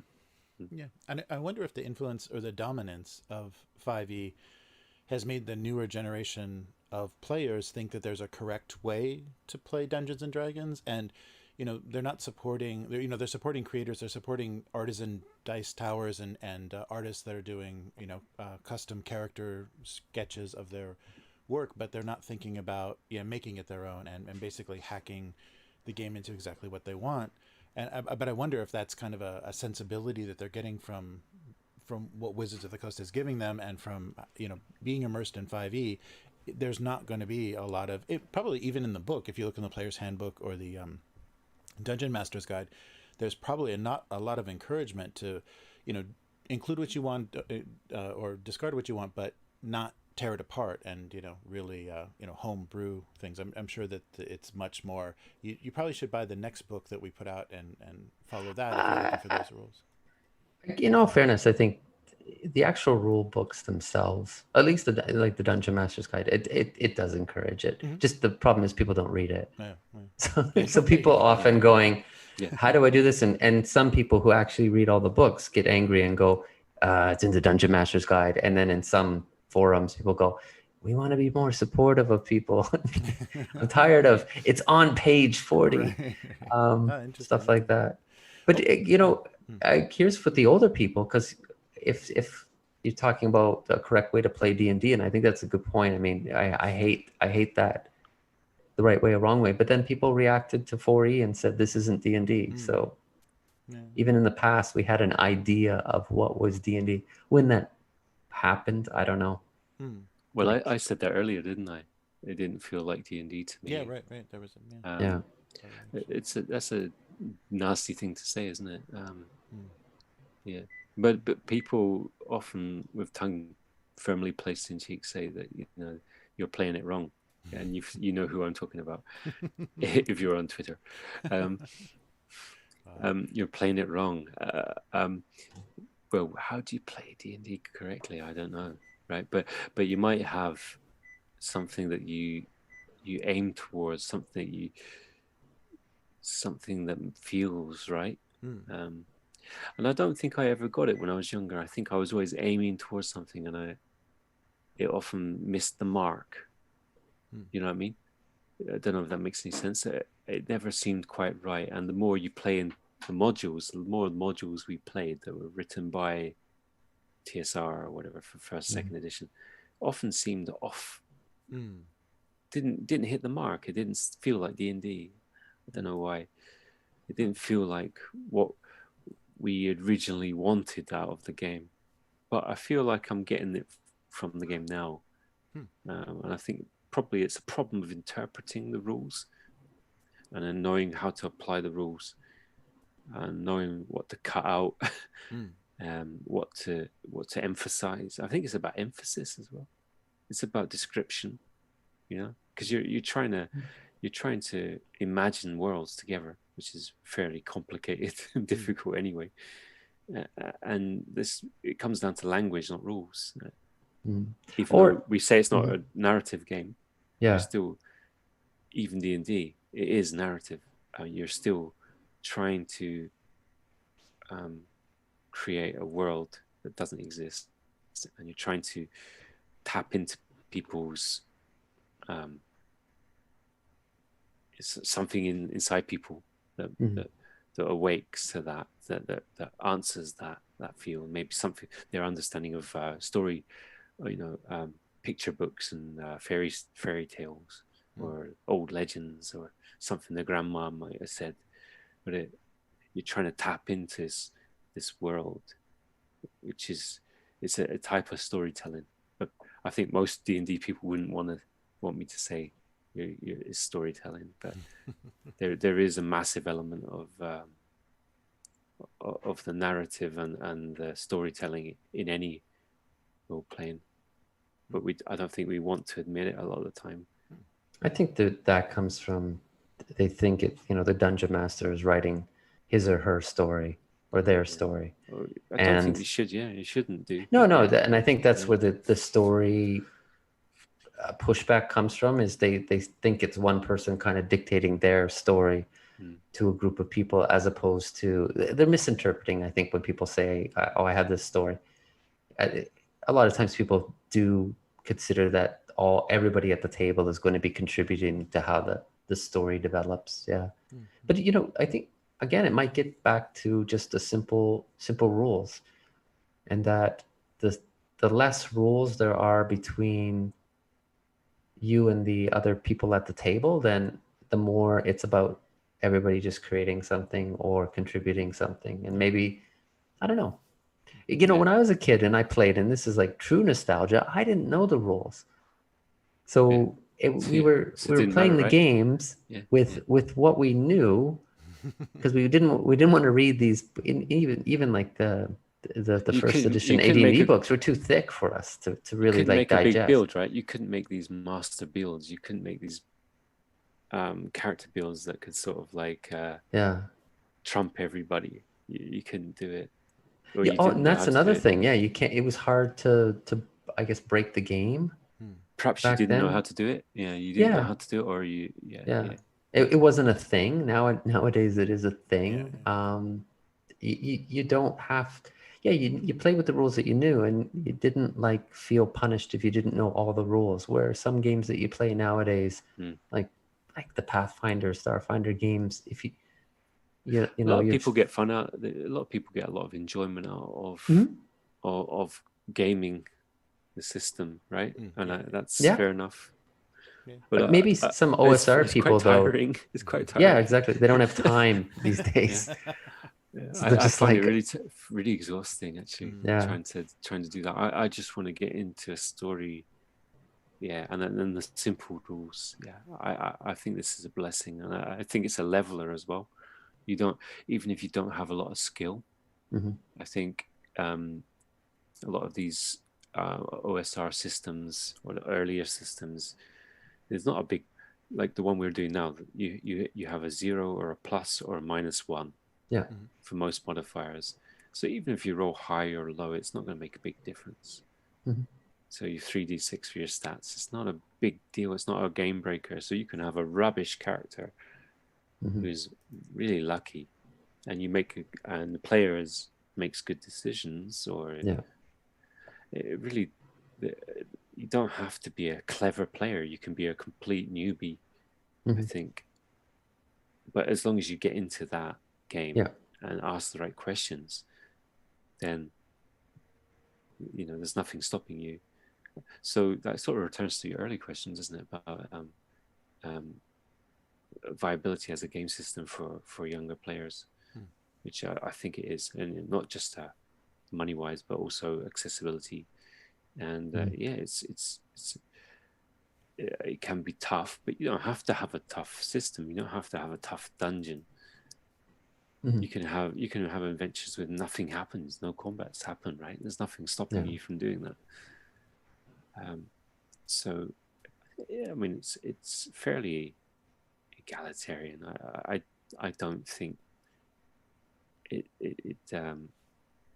it's fair to say that it's a mean system or by any means. No, I think if anything, I think it's fairer because you come to it, you play it, and you play it as yourself if you want to. You can put voices on if you want to.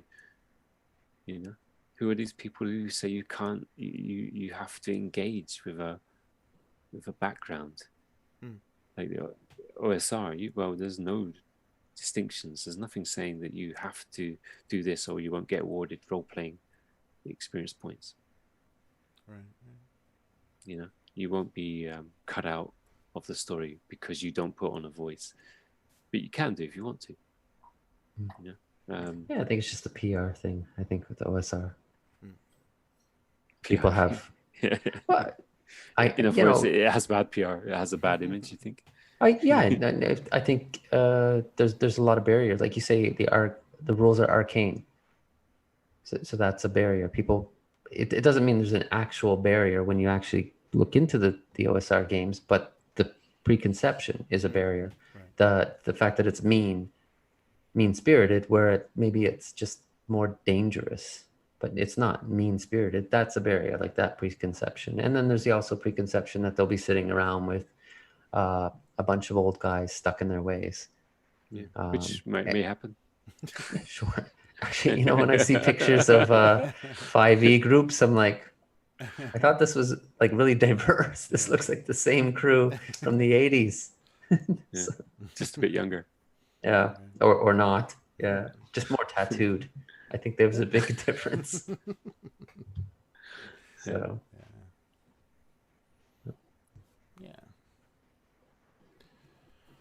So Jeremy, did we look at all the points that we? Oh, we hit a lot of points. No, I think we found some more interesting content than originally I kind of thought about talking about. Yeah, as far as what's going on, and I think always OSR is going to be evolving because there's always going to be people that were nostalgic for their university days or their high school days and how they played those those games that they played then. So. Maybe people will miss they're streaming their actual plays when they are in their 50s. Yeah, who knows? That's hilarious because I'm in an OSR, not OSR, but an old school group on Facebook, and their range is from original D&D to 3.5. Yeah, and I'm just like, and I had no issue that 3.5 is there, but I was like, not my image of old school, but okay, sure. But it 3.5 definitely goes in, and I think probably 4th edition will fall into old school very soon as well. Right. Yeah. They'll start to include the classic rock stations are now, they play grunge basically.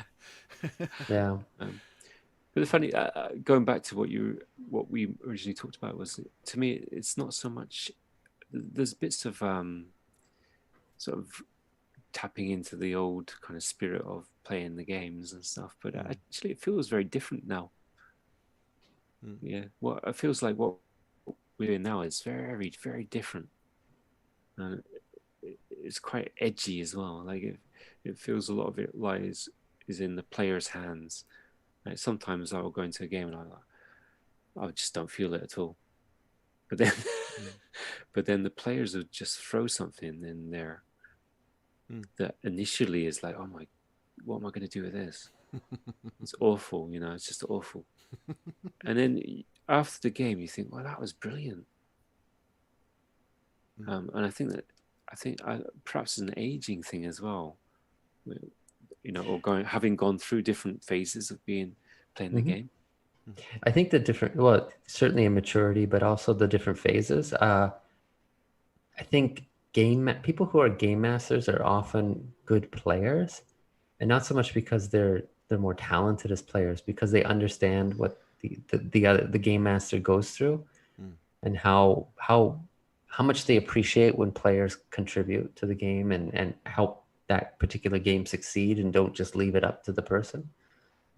The particular group we're playing Sword and Wizardry with, I don't know, everybody seems to contribute regardless. I don't know what their game mastering experience, but... Well, most don't have very much. Like one of the guys who left just before Jeremy joined, he's a GM, DM, and plays with his friends, GMs for his friends in Canada. From here in Japan. But I think two of our other, I won't say their names, but two of the other players are thinking about starting their own campaigns with friends. Oh, okay. Oh, cool. Now, sort of like spinning off from this group. So hopefully they'll stay. One of them is going to play with his friends, maybe doing... he asked me what game system was good, and I said, well, maybe like... Cthulhu, the new starter set for Cthulhu, or the starter set, essential set for 5e, because you know, probably really easy to get into for people who've never role played before, and fairly easy to GM. And one of the younger guys in our group, who you probably know who I'm referring to, he's thinking about starting a Essentials 5th edition Essential. I think he got the Essential set. So, and he was asking, you know, would it be good to do like the Village of Hamlet and stuff? I said, well, there's probably better adventures out there than the one we're doing. I mean, it's a bit tricky to DM. I suggested going for the adventures in the Essentials set, you know. Well, the Mines of Phandelver has been I've heard it's great. Yeah, and people like stay in that area because it's really rich. Right. Yeah, they did a good job in the Essentials of basically, if you have that starter set, you can branch off from there. So they let you, like, that could be the seed for your whole campaign. Yeah. But God damn it, guys, shouldn't we be saying, hey, create your own adventure? Create your own. So this that's is it. Old School. The players, right? That's Old School. Right. The players go off and start their own campaigns. Yeah. Nowadays we just go, here's the list. Which one? Which one would you like to play? When all the players head off, what do I do? Join their games? Yeah, right. I should be happy, right? You've grown up. Okay. Yeah, right, guys. Nice one.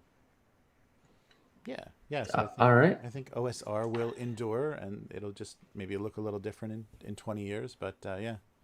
You know what I think I think it's funny, some of the people that were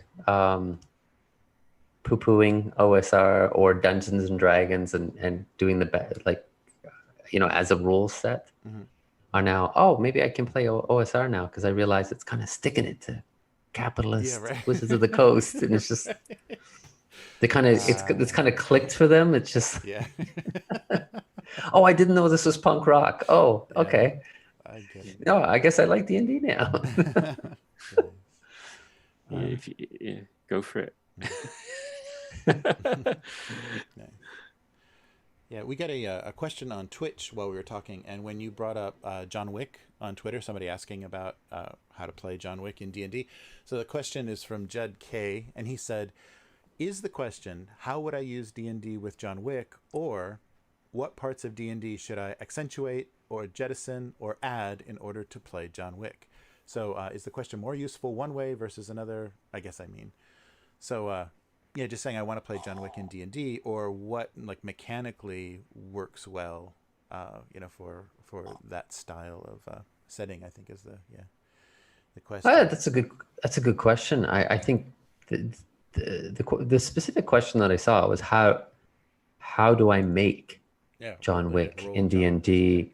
So yeah, they kind of do that. But yeah, I think if somebody, I think they would probably get the same backlash if they were to say, how do I make a John Wick game in D&D? And I think they would still get, there are other rule sets that are better for that. Right.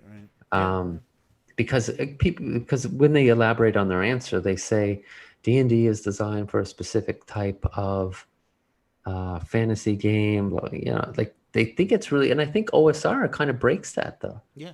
Oh yeah. And OSR kind of proves, or just people doing their DIY, making John Wick with that. They prove that no, not really, not necessarily, but like somebody makes a science fiction game with like spaceships and that, and like how does that? I mean, doesn't that disprove that D&D is a rule set specifically for a specific type of fantasy? Yeah. That's good point. Yeah. Nice. Yeah. Well, thanks for the. But I always see it as like, no, it's a good question. But I always see that question is somebody's making the first steps to make the game the way they want to play it, or at least in a particular way. And it's like, I love John Wick. I know this rule set. And instead of going necessarily, go buy this other book to tell you how to play the game, the movie you love, is no, okay, well, let's see, what can we do? It's not perfect, but what can we do to bring what's here onto the page? And, there could be a case, okay, we don't have any rules for guns, so okay, how can we approximate that? Let's think about that. I just think that's more helpful, and that's more role playing, And this is from a guy who buys games all the time because I'm a collector, and I wish I just had one game and one system, lots of pieces of paper where I scroll and I had to look up John Wick. Okay. On my phone. I feel bad for the game designer John Wick, because he was the only one I knew. Yeah. He did like Legends of the Five Rings. Like he's a talented designer. But now everybody just thinks of Keanu Reeves. Yeah. Gun Fu. He's gonna have to add that middle initial to his name. Yeah. It's just like the great philosopher Jason Bourne now. Just people think, I don't know if there's another Jason Bourne.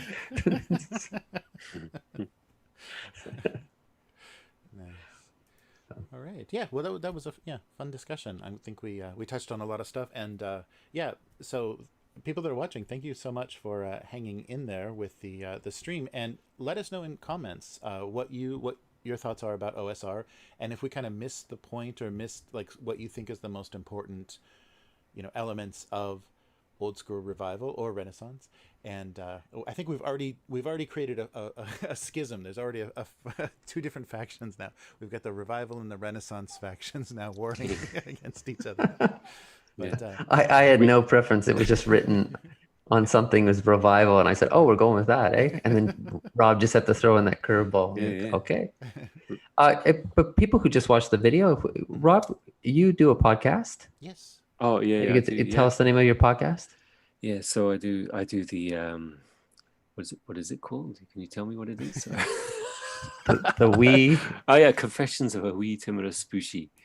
Confessions of a Wee, that's little, timorous, spelt with a little sort of with the old cut out, and Bushy as in samurai.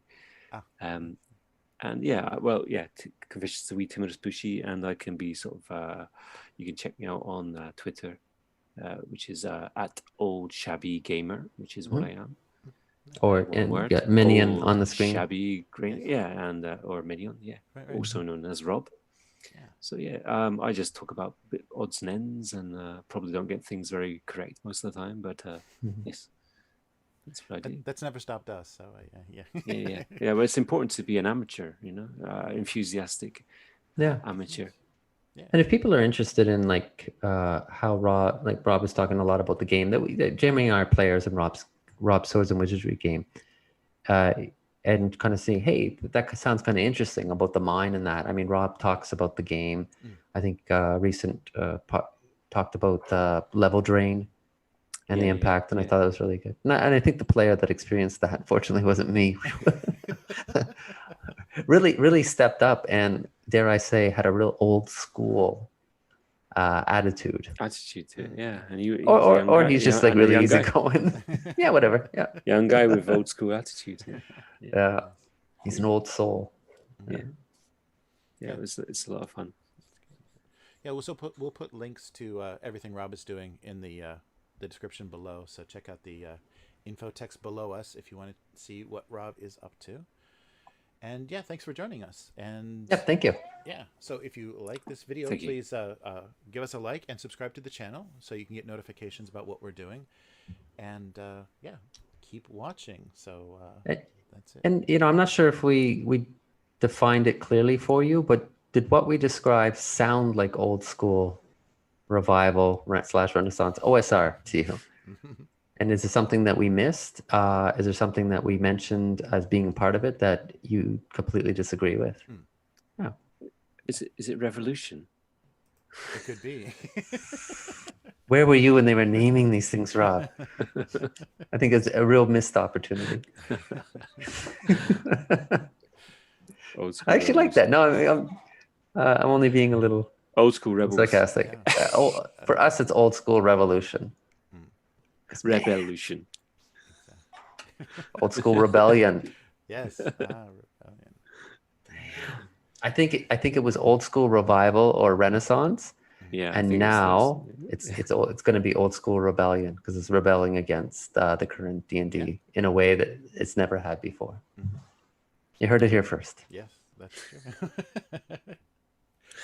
Nice. All right. So thanks for joining us. We will see you next time. Goodbye. Bye. Hey, nice one. Cheers. Oh, wait a minute here. Sorry. I can't get to my screen.